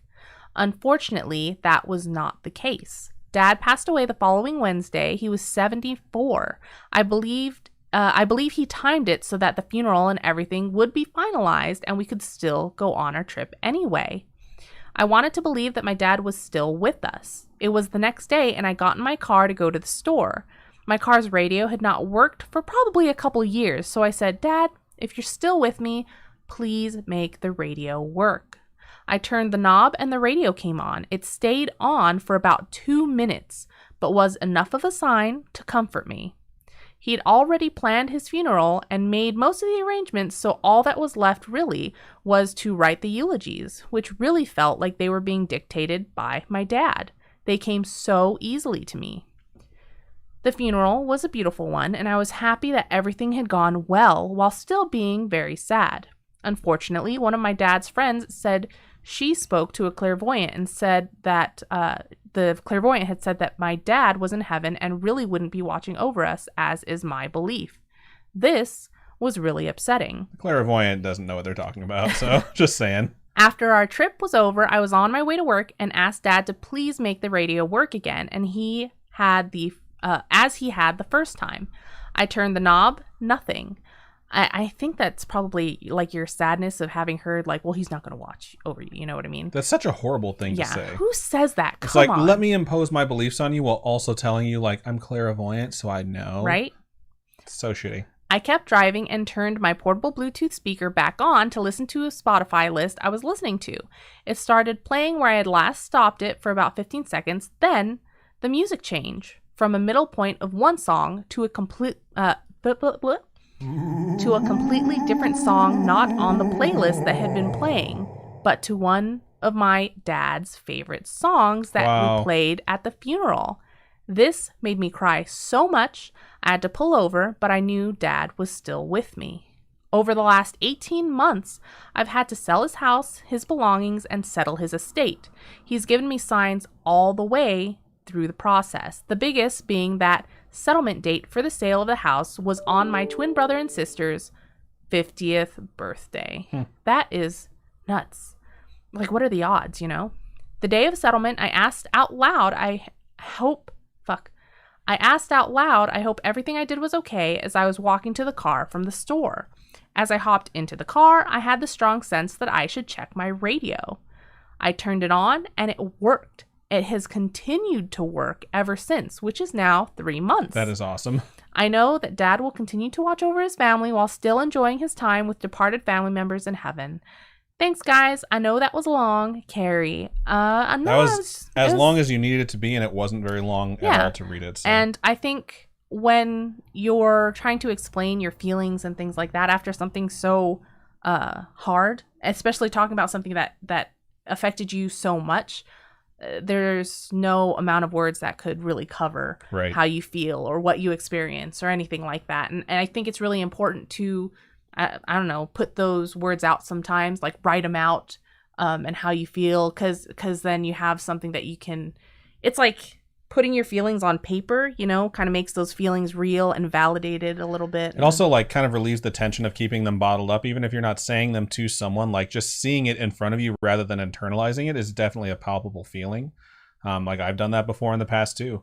And I think it's worth noting too, like I think a lot of people experience death in different ways, and the death of family members and things like that. And it's very rough. And I think when you try and look at stuff through like an analytical point of it, people say like, here's the different stages of death and how you're going to deal with grieving. And, you know, it's not always the case. And I think a lot of people tend to think they're experts, or people that like to say things like this clairvoyant, where it's like, I'm clairvoyant. Like I see things other people don't see. It's like, no, you want to feel special. And you do that by taking like the attention off of someone else and putting it onto you. And I think that's really terrible for people to do. And I also think that it happens very frequently. So don't let that affect how you feel, especially with how you feel in relation to your dad watching over you. You know, if someone told me that about my grandfather who passed away when I was in 7th grade, like, oh, he's in heaven, he's not watching over you, I'd be like, get fucked. Like, I know he is. Like, I know he is. Kiss my ass, you know? Yeah, my my dad's mom died a really long time ago. And for as long as I can remember, my mom has always told me, your grandma, my dad's mom, always protected my dad. So if my mom would pick on my dad, she would do something to my mom. And growing up, that was always something that I was told, you know, that my dad was always protected by his mom. Which is awesome. And I think that just everybody experiences everything differently, and they can believe whatever they want, but I don't think it's right for somebody like that clairvoyant to be like, they're not here watching you, because it's not fair to that person. You know what I mean? Yeah, they're a know-it-all asshole. Fuck yourself. Yeah, they can get fucked. That's all I'm saying. So thank you so much for sharing that story. It's really hard to put those things down on paper sometimes. So I understand why it takes a while. And we've had people say before, like, oh, I haven't sent you my story yet. Like, it's something that's very personal, and you never have to feel guilty about that. Yeah. But we're just a podcast. Yeah. You are a human being. As you're writing it out, I do think it's definitely something that we've heard from multiple people. Like, once you write it out and get all that out there and place it out into someone's like hands, like, hey, you can read this on the show if you want.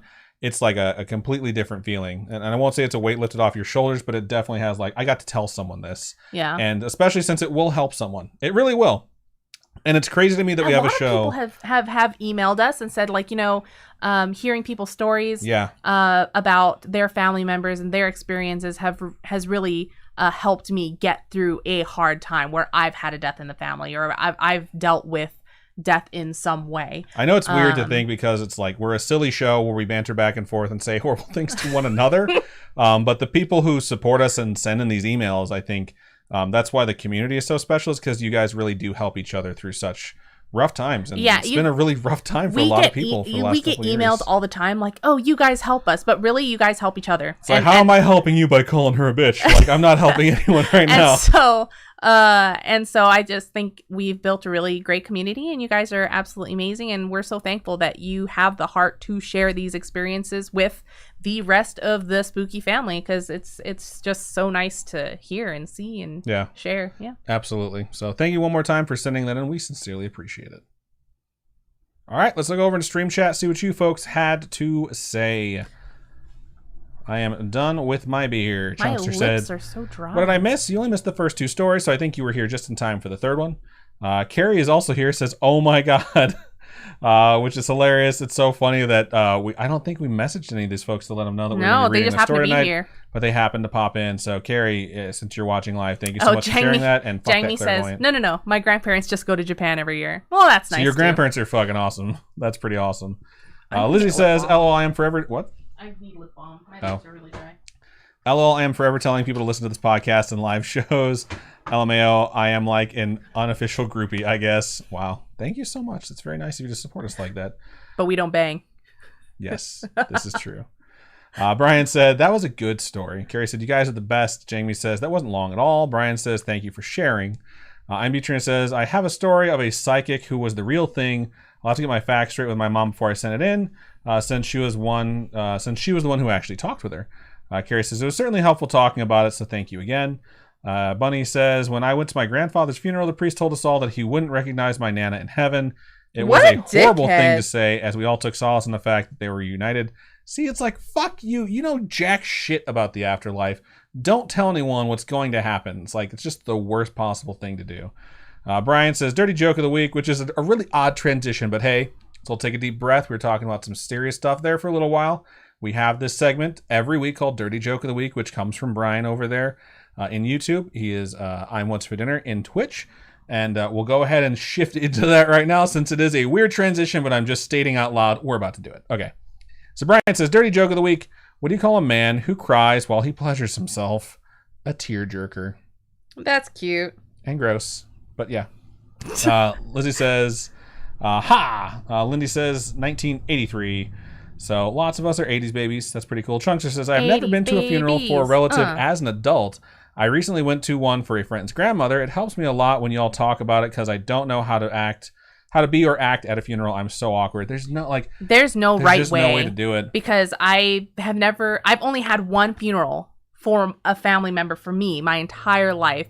And it was really awkward. We didn't necessarily know what to do because, you know, my family's very Asian. And so there's a lot of Buddhist things that they did, Vietnamese things that they did, that I'm sure you were like, what the fuck is going on? A lot of ceremonial things that I've never seen before, and I've been to a lot of wakes and a lot of funerals, so I was like, should I go do that? Should I go do that? She's like, I don't know. Yeah, because I don't know. I've never, you know what I mean? I've never been to one. It was my first one. Shout out to Enzo Matrix, who followed us over really there on Twitch. I forgot to call that out. I bring that up because Enzo Matrix says, is the donation bar a live update? It will be for... if it's a cash donation. If you use the donate button underneath the stream on Twitch, then yes.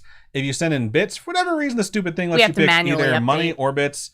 So I'll manually update it, but I'll do it as the show goes on. So, cool. Aw, Lindy Bailey says, my phone died. That sucks. Charge the worst feeling. Vivian says, question of the week. If you could name a planet, what would you name it and why? If I could name a planet, I'd probably name it after Robin. That's both awful and adorable at I mean, I'd like have Robin in there somewhere. Like what? So, I don't know. Like Robin Anus or something like that. It's like that scene in Armageddon where the guy finds the asteroid and he's like, I get to name it after someone, right? He's like, I want to name it after my wife. I want to name it Dottie. And she's like, that's so sweet. He's like, she's a vicious, life-sucking bitch from which there is no escape. I have always named my Animal Crossing towns Lumeria, and that would be what I'd name my planet. Lumeria? Yeah.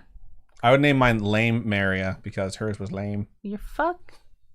That's my Animal Crossing village, you dick. Where? How long has it been since you've been back to Lumeria? A year. It's been a while. Yeah, that town has run the fuck down. Shout out to Chunkster for donating 500 bits. Thank you so much, Chunkster. And I will update the goal right now. Da da da da. I don't even know what we're doing right now. Oh, we still have one more story, right? We do, and I'm updating the goal right now. So okay, you're gonna need to vamp it up. Just talk, dog. MI over there says, my mom and I had to pretend we were crying at a couple of funerals. We made each other laugh. Bad deal. My older sister and I drank at the last funeral that we went to because it was just hard to deal with everything all at once. Here's the thing.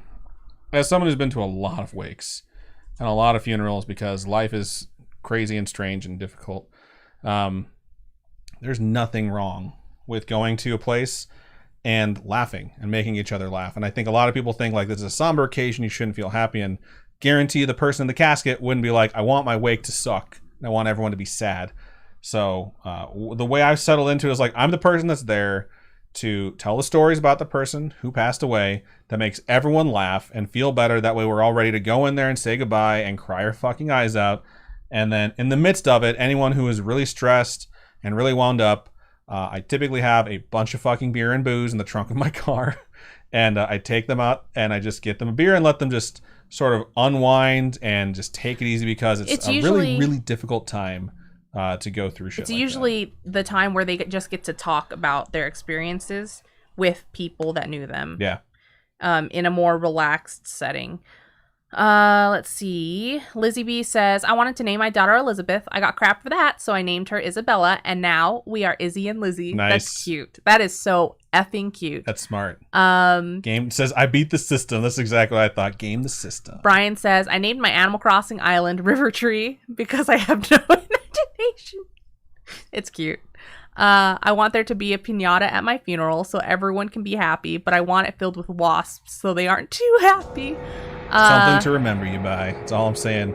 Holy shit. Elizabeth Tree just donated $145. Oh my God. Says, Enzo Matrix and I want to see you guys make drinks live. Oh, thank you now freaking now much. It's happening. So thank you so much for the donation. That is absolutely incredible of you. That is so incredibly kind of you. It really is. Like, you have no idea. And now we got the money to go buy some mixers so we're not mixing a bunch of nasty crap like Robin typically does for the show. Okay, I'm sorry. What's wrong with mixing? I'm going to take this flavored vodka and this flavored vodka and this flavored vodka and limoncello, and I'm going to make a drink with it.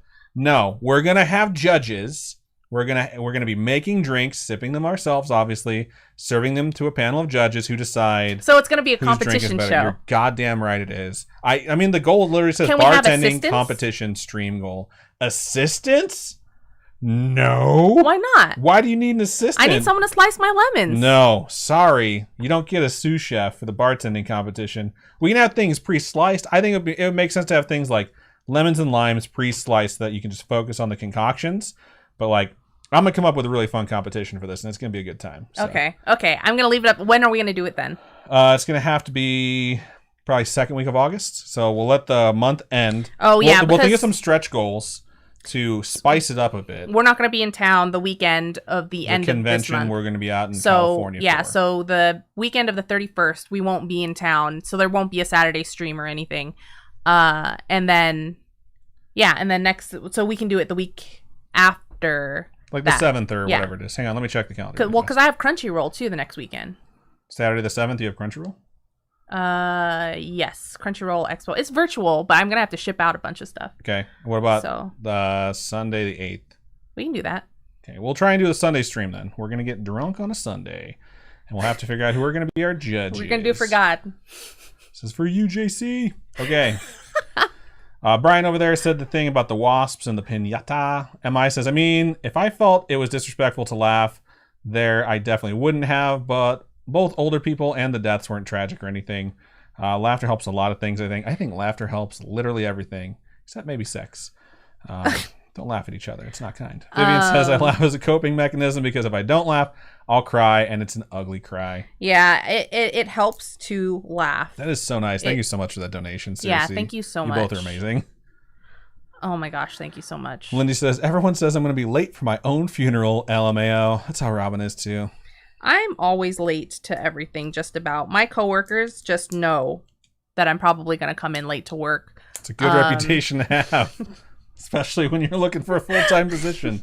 Chungster says she deserves a big woo. Gonna have to move my microphone away. Oh God, yeah. Woo! You got a big old mouth there, buddy. Thank you so much. That hurt my throat. Thanks. You could read some shit, you know. Sorry, I'm just thinking about. You're just peeling the fucking stuff off your chapstick instead of paying attention to stuff. This is what Robin has done to her chapstick, by the way. Sorry. Completely mutilated. One of the things that I really, really, really want is a fidget cube. Have you ever seen those? Yeah. I really want one of those. It's annoying to me when you peel the chapsticks because I usually have one chapstick for my lips, one chapstick for my nose if I have a cold, and one chapstick for my butthole on those really hot, dry summer days. Oh, I thought you were going to say something about like BBS. And then I never know. I just said my butthole, and you're just like, oh, I thought you were going to say something weird. Burning butthole syndrome. Do you have butthole chapstick laying around? Or is that an actual thing for you? No. 'Cause I was just telling a joke. My point is I can never tell my chapsticks apart. We're going to keep moving on now. So... Jamie Bunn says cocktail competition show is all I ever needed in entertainment. Let's see. Glitch says, can you get your spice out of my face? Enzo says, love the channel. Been binge listening every day for over a week. Thank you so much. Thank you so much. 911 girl says, Jada said she wants someone to throw the bouquet of flowers from her coffin. Whoever catches it is next. That is morbid and amazing. I love it. Oh, no. Chunks said, dude, that's the best birthday ever. Although my birthday falls on August 7th. So I think it'll probably be day after your birthday is when we're going to have that. So pretty sweet.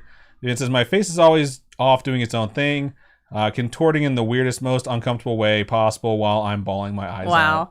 Brian says, as a man, I don't cry except for during Les Miserables because that movie fucked my emotions all up. Wow. I've never seen it. I've never seen it either. I know the premise. I've never seen the play, never read the book, never seen the movie. Tombstone. It's just not something I'm Tombstone into. hits me hard. Loyalty and friendship are like two things that like mean a lot to me. So that movie, when you watch the end, it's like, huh, okay, this is about to happen. I'm going to be dehydrated after this movie because I'm about to cry my fucking eyes out. All right. MI says, aw, Vivian, you're my other half. Same. Carrie says, one of the stories I told was my dad being really tired and ordering 5 chocolate shit shakes from McDonald's. That's hilarious. I hope they didn't actually fulfill that order because it'd be pretty gross. I scraped my chapstick on accident. No, here. I don't know if this is your butthole chapstick. No. Stop putting it in my mouth. Put it on my lip. I am, but your lips are so thin. My lips are not thin. As people in the audience constantly state during this show, Lizzie B says, I peel the wrapper from my chapstick and lighters and beer bottles. I do beer bottles too, but they're wet. It's hard not to. Glitch says, as a man, I cry. Second question of the week, because I'm feeling spicy, from Vivian over on YouTube, said, what is something you believe in that most people don't, and what keeps you believing? That's a good question, actually. That's a really good question. I believe in cryptids, even though a lot of people don't. And what keeps me believing is the fact that the truth is out there. I believe in a thing called love.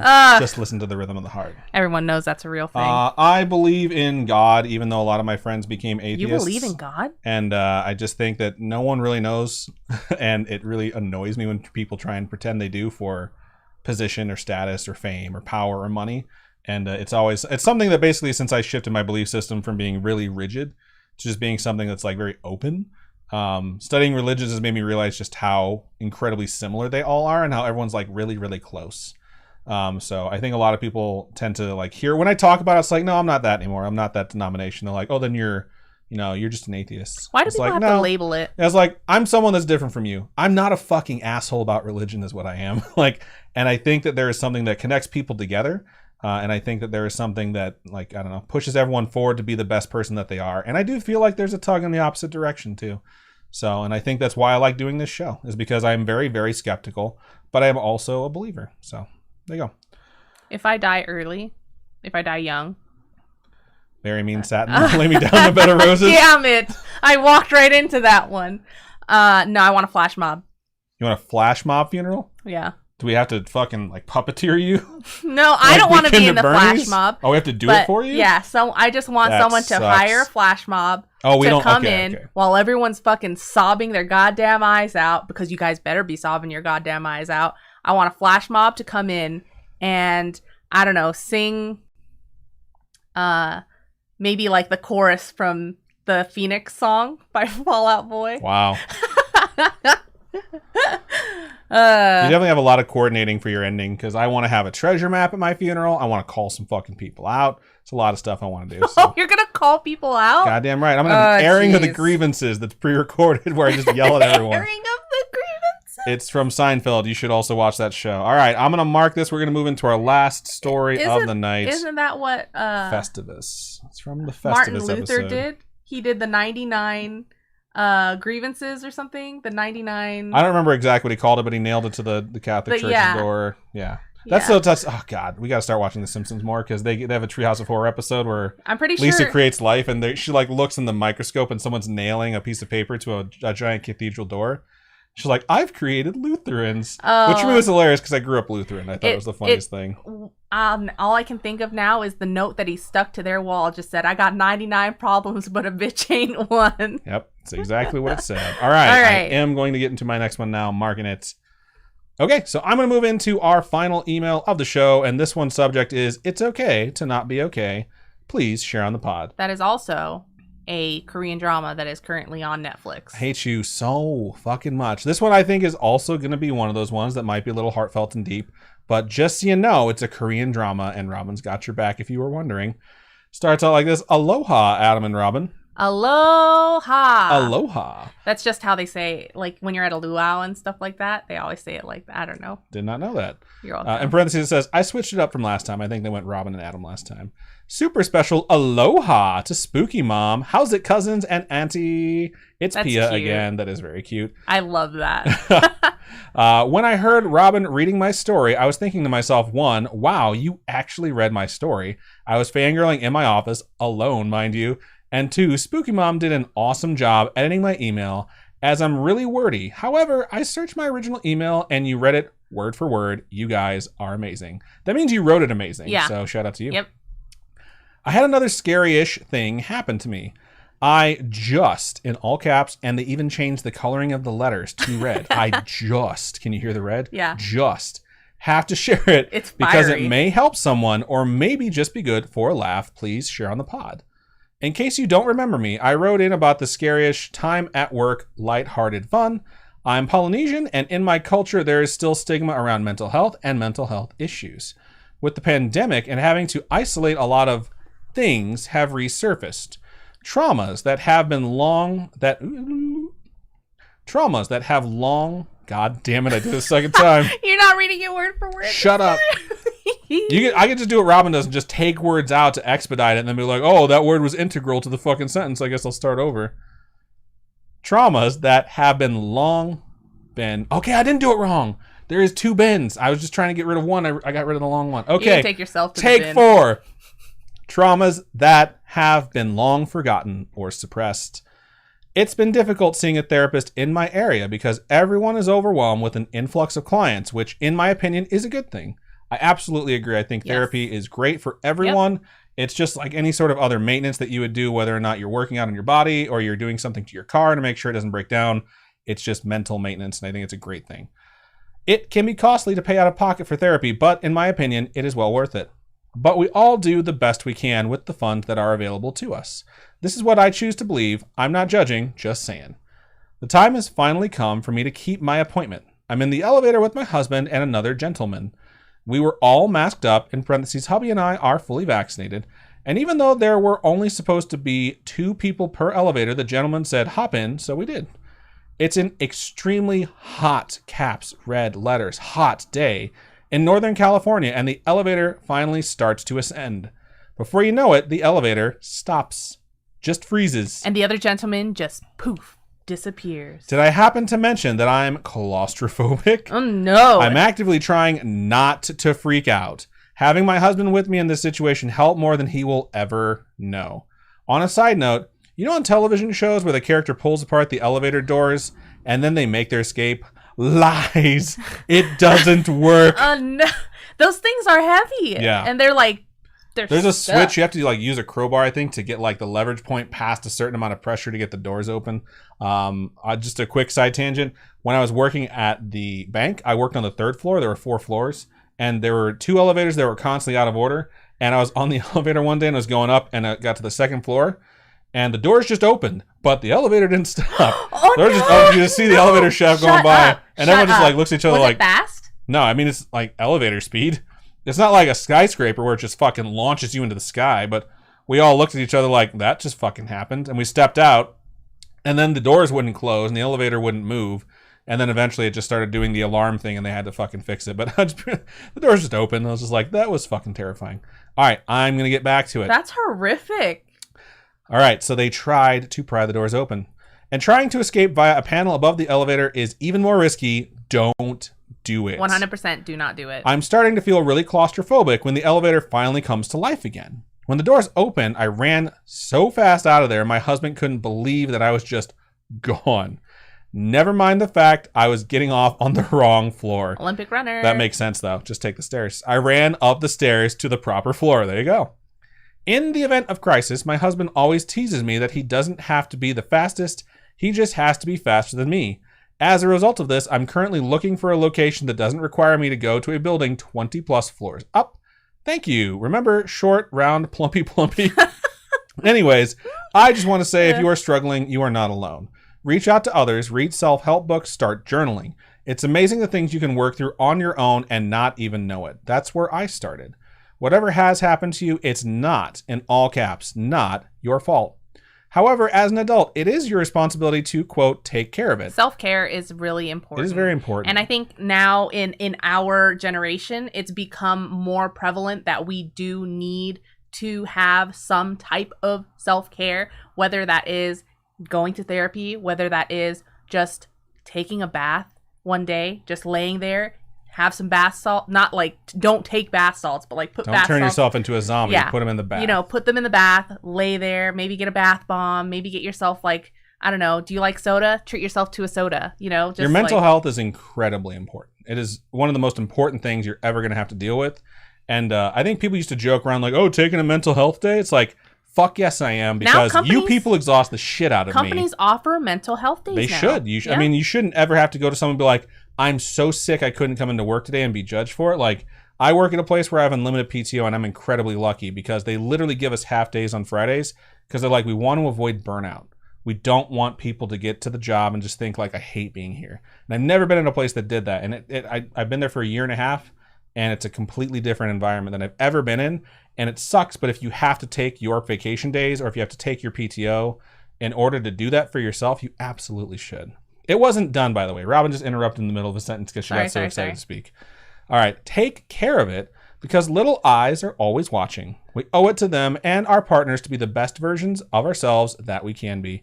In parentheses, even if the little eyes that are watching you are not yours. So like other people's kids or maybe even their dogs or pets, just pets in general. I'm in my 40s and it's never too late to work on yourself. I will write in with my actual spooky stories in the future. Being from Hawaii, I have choke/lots of them. Choke means lots. That's a pigeon thing, right? Yeah. Cool. Hoping you all have an awesome day, night, evening, whatever it is for you. Wishing you all well. All my aloha spooky fam. Pia. Thank you so much for sharing that. Yeah, I think we bring up a lot on this show about mental health, about if you need help, reaching out for that help.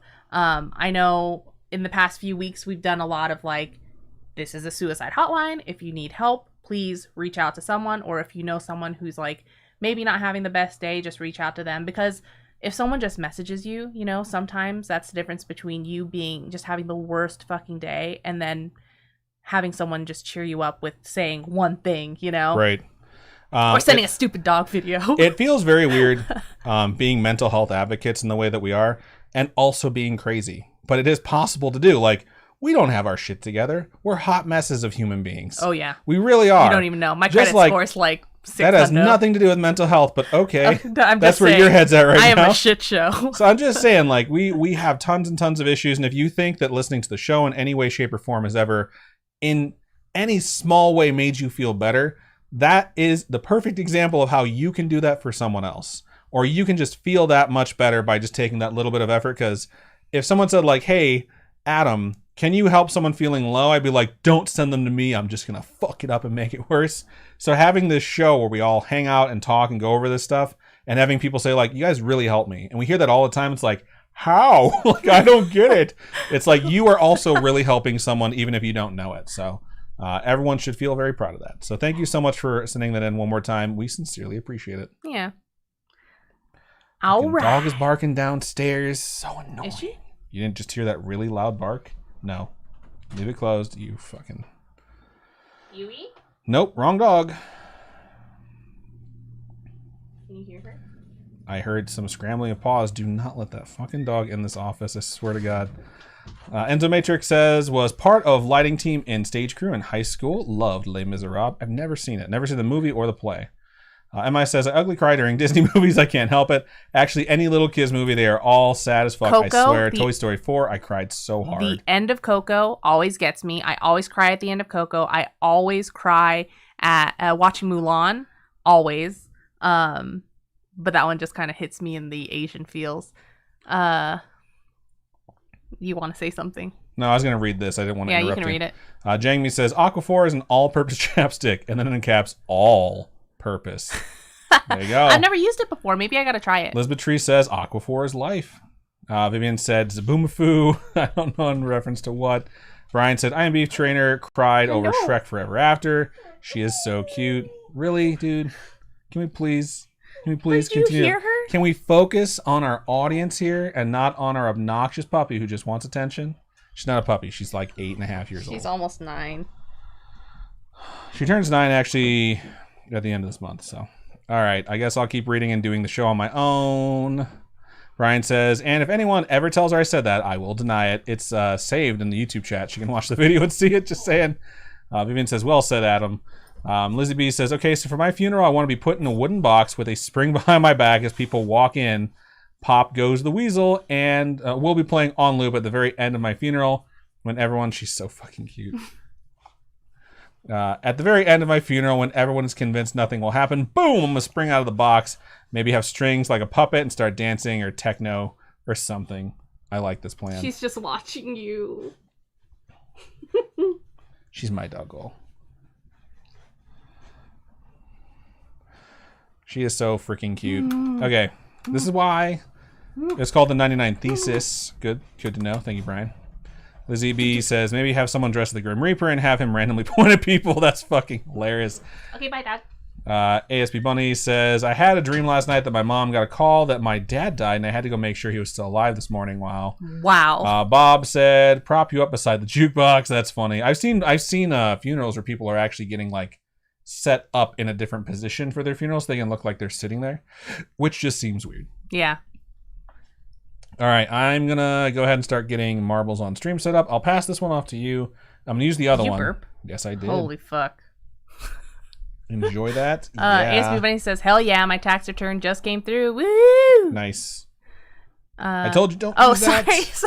Sorry.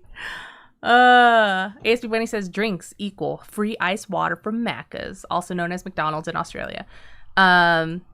I mean, they still call it McDonald's in Australia. Just Australians call it Macca's. It's like how we call it Mickey D's in the United States. It's like they call breakfast brekkie.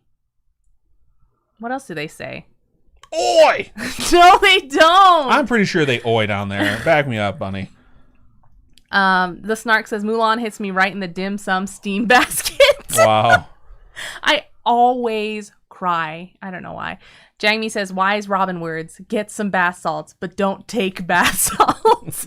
They should have that on the fucking label, just saying. Oh my god. Vivian said, I gotta go, bye y'all, love you. Thank you for joining us, Thank Vivian. you so much. Oh, also, Sherry Sue said good night as well. Thank you for joining us. Good night, Sherry Sue. Also, I hope you enjoy your birthday. Indeed. Also, go ahead and type ! Vote, then a space, and the number that corresponds with the track you would like to race. I'll let Robin get back. You can use that now. Okay.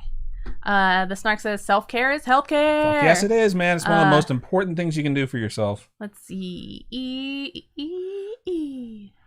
Jangmi says there's a city named Aloha here in Oregon, and the H is silent. They get very upset when it's mispronounced. So that's their fault for naming Aloha? their fucking city Aloha.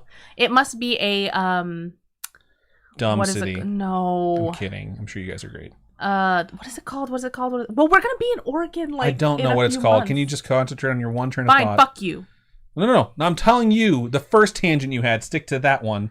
Not jumping to the vacation. You said, what is it called? What is it called? What is it called? And then you jump to vacation. What was I talking about? I don't fucking know. Well, dude. It's gone now. You're so frustrating. How does anyone listen to this show? I don't know. Chunkster says, one of my self-care things is binge watching my favorite shows. I'm currently binge watching Sailor Moon Crystal before watching the new movie that came out on Netflix. Nice. She is the one named Sailor Moon. Brian says Doggo. Yes, she is Doggo. Oh God, no! I don't want to listen to myself. Blah. So right now, the Boomerang is the track that's in the lead with 6 votes. We'll let it scroll by one more time. My thing that I'm really not looking forward to when editing those bonus D&D episodes is hearing my singing. Because it was so awful. It's going to be terrible. Lady M says, I've recently started rewatching Ghost Whisperer, and I forgot how bad some episodes tug at your heartstrings. That's how I feel about, what is the one about the horses called? Heartland. Some of the episodes. Horse Heart. No. Heartland. Because watching episodes of Heartland, I'm like, so many feels. I had to stop watching This Is Us because there was a particular episode that was on the birthday. It was released on the birthday of my friend who committed suicide, and it was all about suicide. And I was like, I can't fucking watch this right now. It's too much. And I just have not gone back. Also, shout out to Elizabeth Durrett. If you're watching right now, thank you so much for becoming a patron. Yeah. Chunkster says, do you want to know how I came to know Aquaphor? Because my sister uses it on her babies. Baby butts? Baby buttholes? Let's see. A lot of people are squealing at the dog. All right, I do have to select this, Okay. so I'm taking over. All right, we got 7 votes. Average time to complete this track says 8 minutes and 18 seconds. With the record holder at a minute, I really hope this track doesn't take 10 fucking minutes, y'all. We've never raced it. What have you done to us, people? And if we all die, we're not getting an extra track. Fudge, y'all. All right, gonna get in there. Exclamation point play to join in the race. Liz Beatrice says, I used to have Mulan on repeat all day in my early teens/tweens.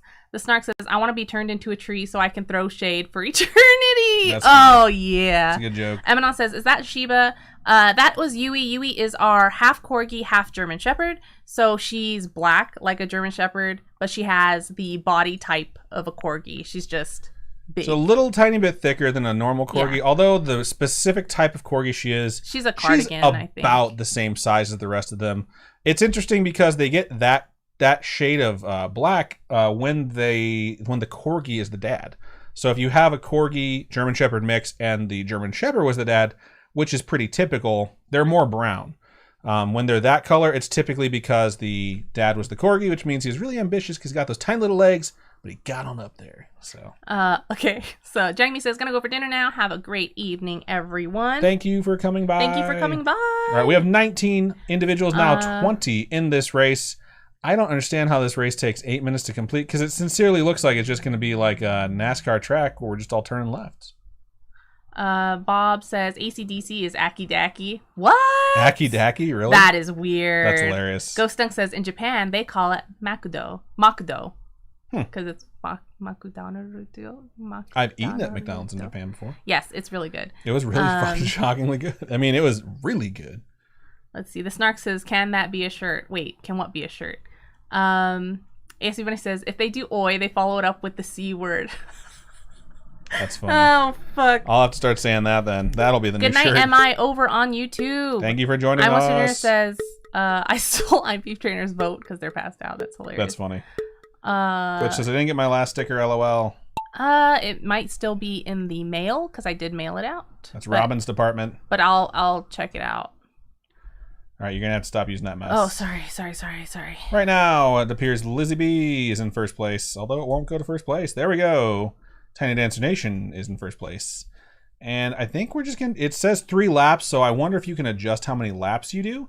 And that's why it's like 8 minutes to finish. Or this track is fucking huge, and it was just deceptive and looked like it was just going to be like a normal track. Nah, that's already 1 lap. No, it's not. We're still on lap 1. Jesus Christ, man. Fuck you. Okay. No, it legitimately looks like it's fairly small. So I just wish there was like accelerator points, but there's not. The Snark says the buck stops here, Adam. Jeez, don't you remember Sean? ASB says, Robin, I got your stickers. I love them. I'm so glad you got them. I have plenty more if you want to do a trade in the future. I always get more stickers. I love stickers. I love stationery. I love stickers, Post-it notes, notepads, like random stuff. I like getting cute notepads for the Patreon packages that I mail out. So if you guys get like random super cute notes, it's because all I have are like kawaii notepads, and so it's just what you get. I had Lizzie B has taken over first place with 911 Girl right behind Bob, and looks like Tiny Dance Nation is starting to fall behind. Sorry, I had to give some updates on the race, so go ahead. I had to apologize on some notes because it's just like this adorably pink Post-it, right? That has like colorful gummy bears and stuff on it in the shape of a heart. I was just like, I'm sorry, I ran out of spooky paper. Let's see. Glitch says, I believe you, or it's fine because I love everything I get in a better way. Aw, that's very sweet of you. It is very sweet. Ghost Dunk says, wait, how do they roll down if the track loops? I don't know. It's weird. It's like some of the tracks they build is you maintain the speed you're at rather than slowing down. Yeah. But certain things can affect your speed, and I think those ramps on the sides are one of them, and how you basically manage the corners.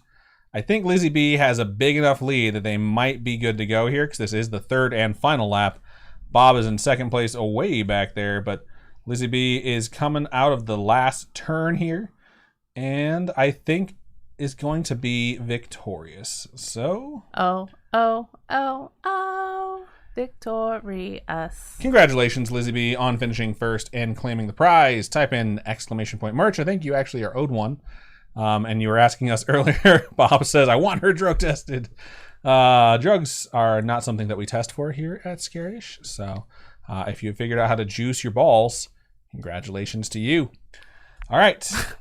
Lizzie B moves up to 11 points on the season. I bet you know how to juice your balls. I'm going to keep moving on. Bob goes to 5. 911 Girl's also at 5. Bob says, this is bullshit. I Went to Dinner is now at 10. Congratulations for bringing double digits. I would fail that drug test. That's hilarious. Cursed Wolf is at 12. IMB Trainer is at 10. So right now, Cursed Wolf is in first place. However, they have raced 20 races because they cheat on us with other channels. So just what a hoe saying. bag, JK, LOL. We love all right, start the voting process all over again.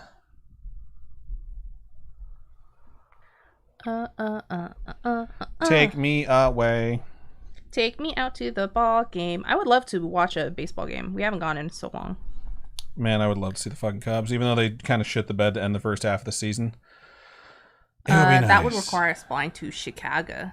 Or other nearby places where they play. Like Arizona. Or San Diego.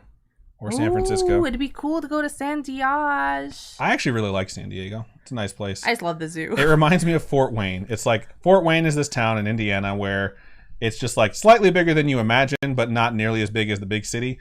Like when I go to San Diego, I always picture it's going to be as big as LA, and then I get there, I'm like, oh, it's much smaller.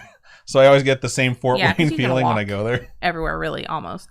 But I don't want to go in the summer again because the last time we went to San Diego in the summer, we got burned so bad. And listen to that poor girl have the worst sex of her life in the next room. Oh my God. Like 30 seconds. I was like, oh. That hotel room too. It was a very nice hotel room. Yeah. But wrong spot. It was right by the elevator. And so you heard the terrifying elevator creak open constantly. It like had something wrong with it where when the doors open, it was like, yeah.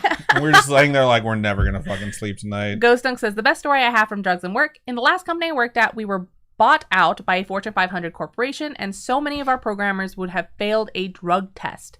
It forced the corporation to change their marijuana policy. Now that it's legal in most states, I feel like that shouldn't be. Now that it's legal in a lot of states, I feel like it shouldn't be like something that you get docked for. It's just, you can't. Like, you know what I mean? It's a restriction that is a relic of a bygone era at this point. So I'm all about moving forward. I mean, I'm from the 80s, which is the war on drugs time. So yeah, I guess I am. All right. Right now, the Delta's in the lead. Last time I saw it, it had 4 votes.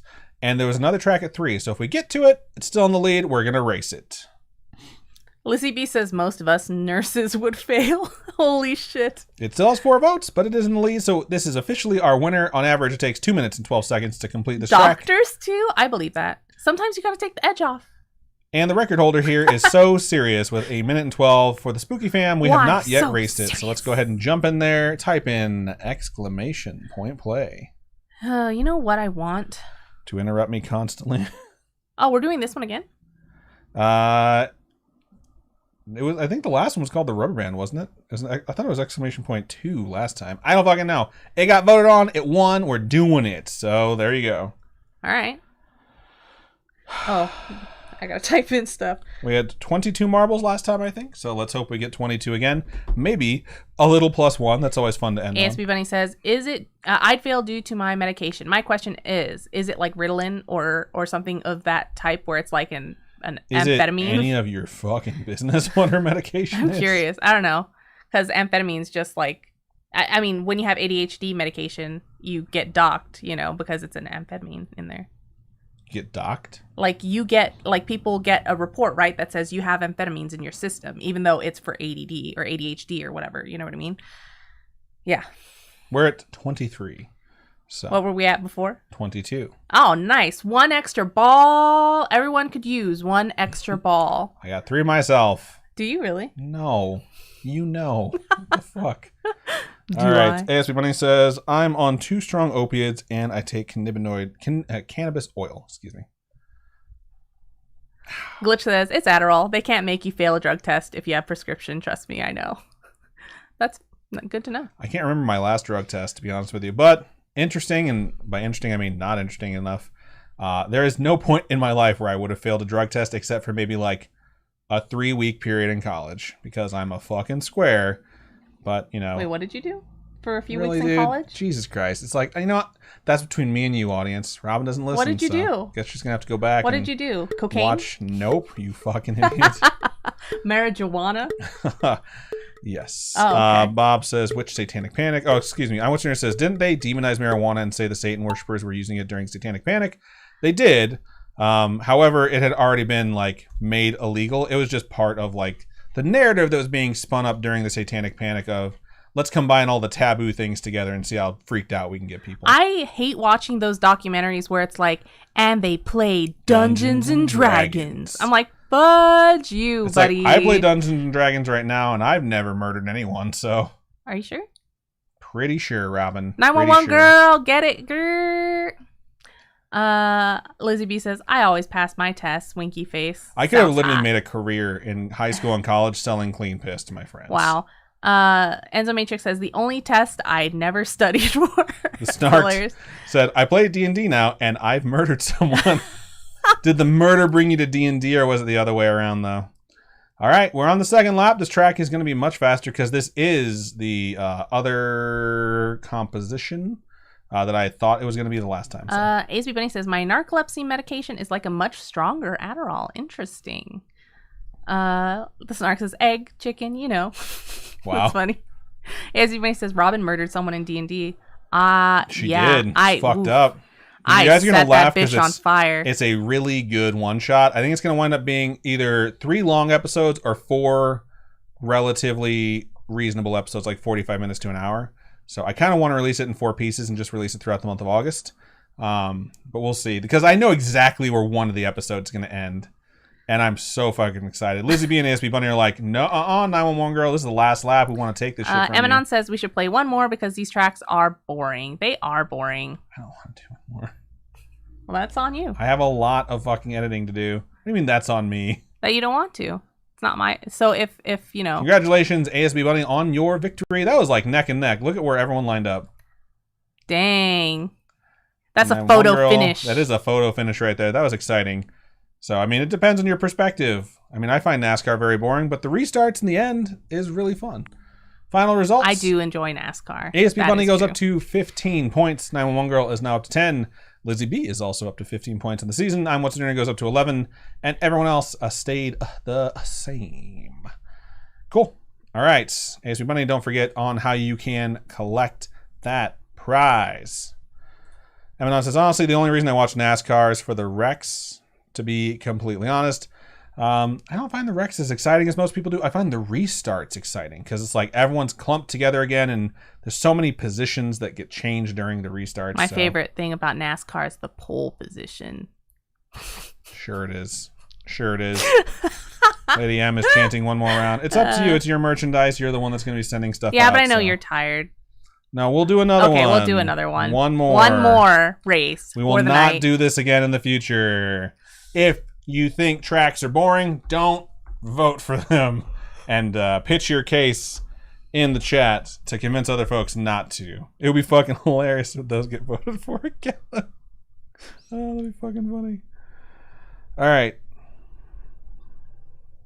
Beep boop bada. Let's see. Lizzie B says, still not sure how to get my prize. All you have to do is type in exclamation point merch. Just go to the store, pick one. Go to the tell us what it Etsy is. store. So go to the Etsy store, pick a Scaryish sticker, and then email us at storytime@scaryish.com. Let us know your mailing address, your name, mailing address, and which sticker design you want, and I will package it up and mail it to you. This is a very ramshackle operation we're running here. Robin has an Etsy shop, so we're going to direct you to the Etsy shop. You find the Scaryish sticker on her Etsy shop. You don't order it. You just message us on Instagram or Facebook or email us and say, hey, I saw this one, and then include the link or just give us the name of it and say, please send it here, and then you give us your address. That's it.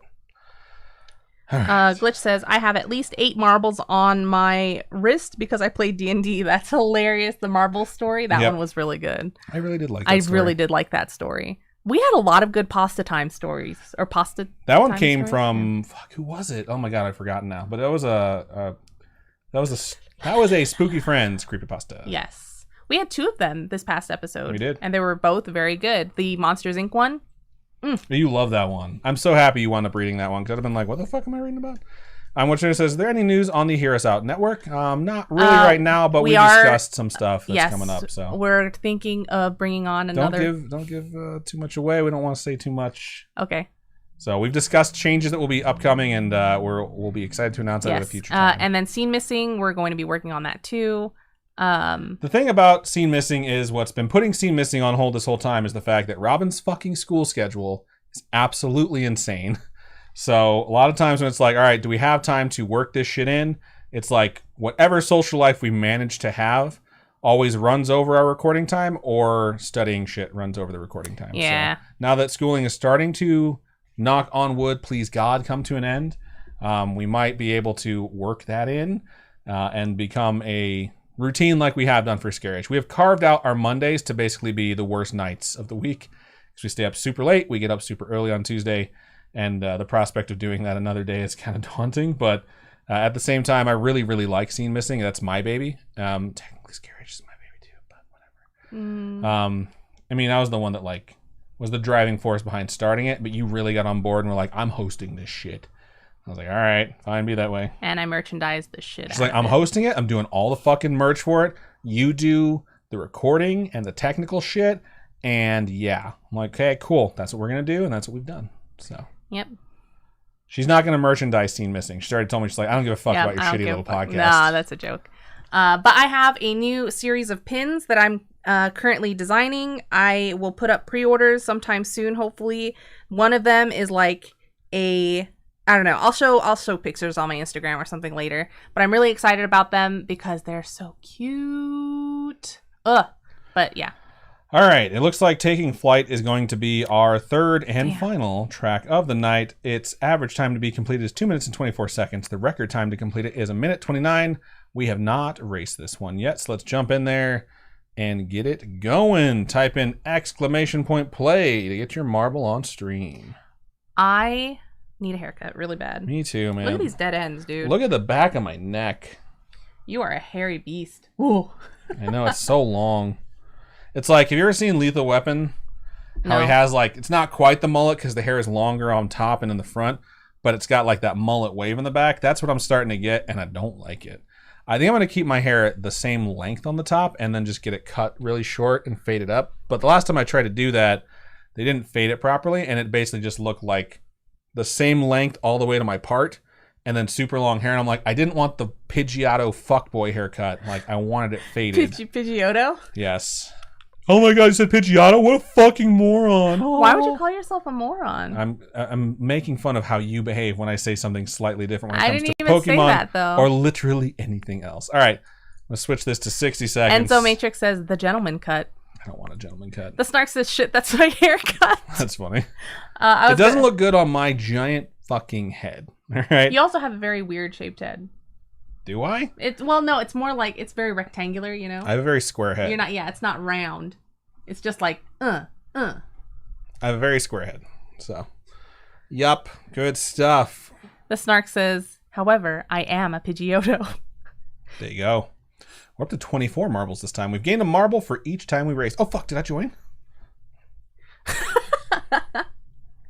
It's not letting me connect. What the fuck? Fuck you, Twitch. I'm What's for Dinner says, I am a Snorlax. I am also... today at work, I was like, I'm a potato. And my coworker... Did they all laugh at you and be like, you mean a potato? No. Oh my God. coworker Amy's like, stop being so mean to yourself. You're not a potato. And then I told her, in the sun this summer, I feel like a baked potato. And she's like, yes, that's more accurate. We are baking. Liz Vitry says, wherever my uncle goes to get his cut, the person cutting it has to ask, how far down do you want me to go? He's so hairy. They asked me that on my neck. Really? Yeah. Oh, you should ask them to go real low. I say to the butt crack, and then they kick me out. ASB Bunny says, I promise I am the Snorlax. That's hilarious. Snorlax is one of my favorite Pokemon. Snorlax, Mimikyu, and Gengar. Those are probably my top 3 Pokemon. Chunkster says, I'm a Munchlax because I'm short. LOL. That's funny. Oh my God. I love Pokemon. Why are Pokemon so great? Why? Who? Ugh. It's because the company that made them and had the idea that make these things collectible was originally a trading card game manufacturer named TCG. Nintendo. Little bit of knowledge for you. Look at Kayla Ray Reeds with her Captain America shirt and that stack of motherfudging books. Looks pretty badass. You look so smart. You look like the best superhero around because knowledge is power. Knowledge is power. And Kayla Ray is in first place, which is why I was looking at the marble. However, Lizzie B is like, I want to win again. Is it weird that all I can think about are, what are those books? No, it's I want to know. Yeah, why do you have us looking at the pages and not the spines? Oh, shit. ASB Bunny gave a boost. Like, I'm getting another one, bitches. I don't know where the fuck that boost came from. But they have launched now. We'll see if they stick the landing. Seems like they have, but they got a lot of speed going. I Almost Familiar says, I once laid down on a park bench and a small child threw a Pokeball at me. Shut up. That's funny. Glitch says, get out of here. It's all about the Haunter. Haunter's a good Pokemon, too. I just think Gengar's badass. Badass. I think ASB Bunny's got this one. Kayla Reese says, it was for a thumbnail. But tell us what books they were. I want to know. Congratulations, ASB Bunny, for claiming another victory. Looks like Lizzie B is going to be coming in second because they have avoided those like very hard to see like little flippers like you would have on a what do you call it? With the balls and the paddles. Not ping pong. The other one. Pinball. Pinball machine. Glitch says, I just like to lick things such as Haunter. What? Just like Haunter, I'm Ghost guessing. Dunk says, the balls and the pins. ASB Bunny says, I'd like to give it to Kayla Ray Reads. Aw, so Kayla Ray Reads, please email us storytime@scaryish.com and let us know which sticker you'd like. The Snark says, my 9-year-old nephew did nothing but talk to me about Pogo the entire time I was there. I gave him so many Pokemon he didn't have. It was amazing. Aww. That's awesome. It's like, oh, you think you're a nerd, huh? It's like, I've been a nerd since before you were born. You just dump stuff on him. My uncle was like that when he used to be in Magic the Gathering. All right, ASB Bunny moves up to 24 points on the season. Lizzie B moves up to 21. Snark is at 8. Robin's at a piddly 5. I'm at 11.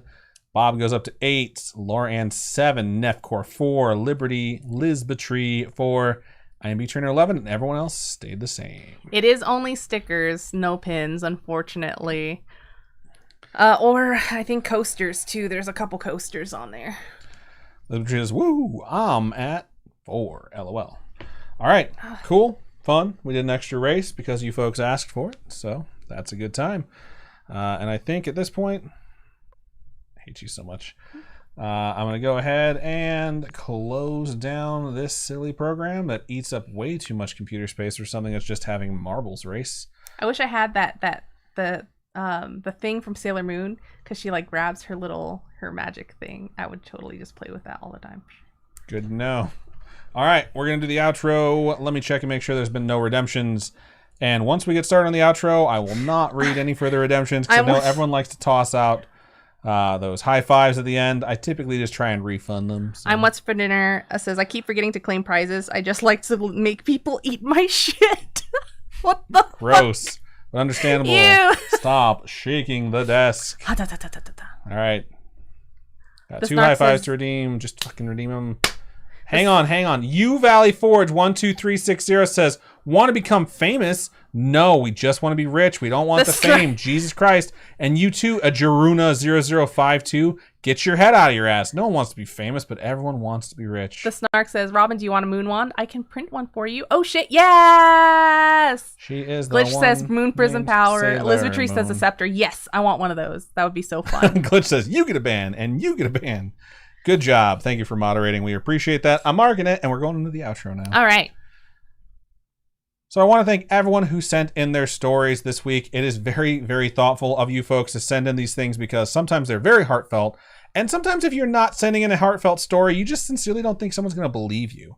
And we're not here to mock you. We're not here to make fun of you. We're here to listen to what you have to say. And we sincerely appreciate you trusting us enough to do that. And if you have a story you would like to share with us, please email storytime@scaryish.com or go to our website, scaryish.com, and click on Contact Us. Fill out that form. It comes directly to us. You can also hit us up on our social medias. Facebook is facebook.com/Scaryish Podcast. Twitter is @ScarishPod. And Instagram is @Scaryish Podcast. Robin, for folks who would like to donate to us, how can they do so? You can go to patreon.com/Scaryish Podcast. Those are monthly donations. Tiers start at $1. At $1, you get ad-free episodes and access to like extra things. Like we have the Winchester Mystery House Storytime episode on there and things like that. And tiers go up from there. There's physical merch tiers as well. And then if you're not into the whole monthly tier type thing and you're down for one-time donations instead, you can always go to Ko-fi ko-fi.com/Scaryish Podcast. Those are one-time donations. All your donations go to upgrading our studio setup, helping us pay for the backstage fees like website, hosting, all that fun stuff. And we really couldn't be here without the support of all our spooky friends and everybody who makes this possible. Indeed. So thank you so much for everyone who supports us in any way, shape, and form. We sincerely feel it. It keeps us going, and we appreciate you beyond belief. Keeps us creeping on. So, Robin, go ahead and sign us out. Keep on creeping on, and we'll talk to you guys later. Bye.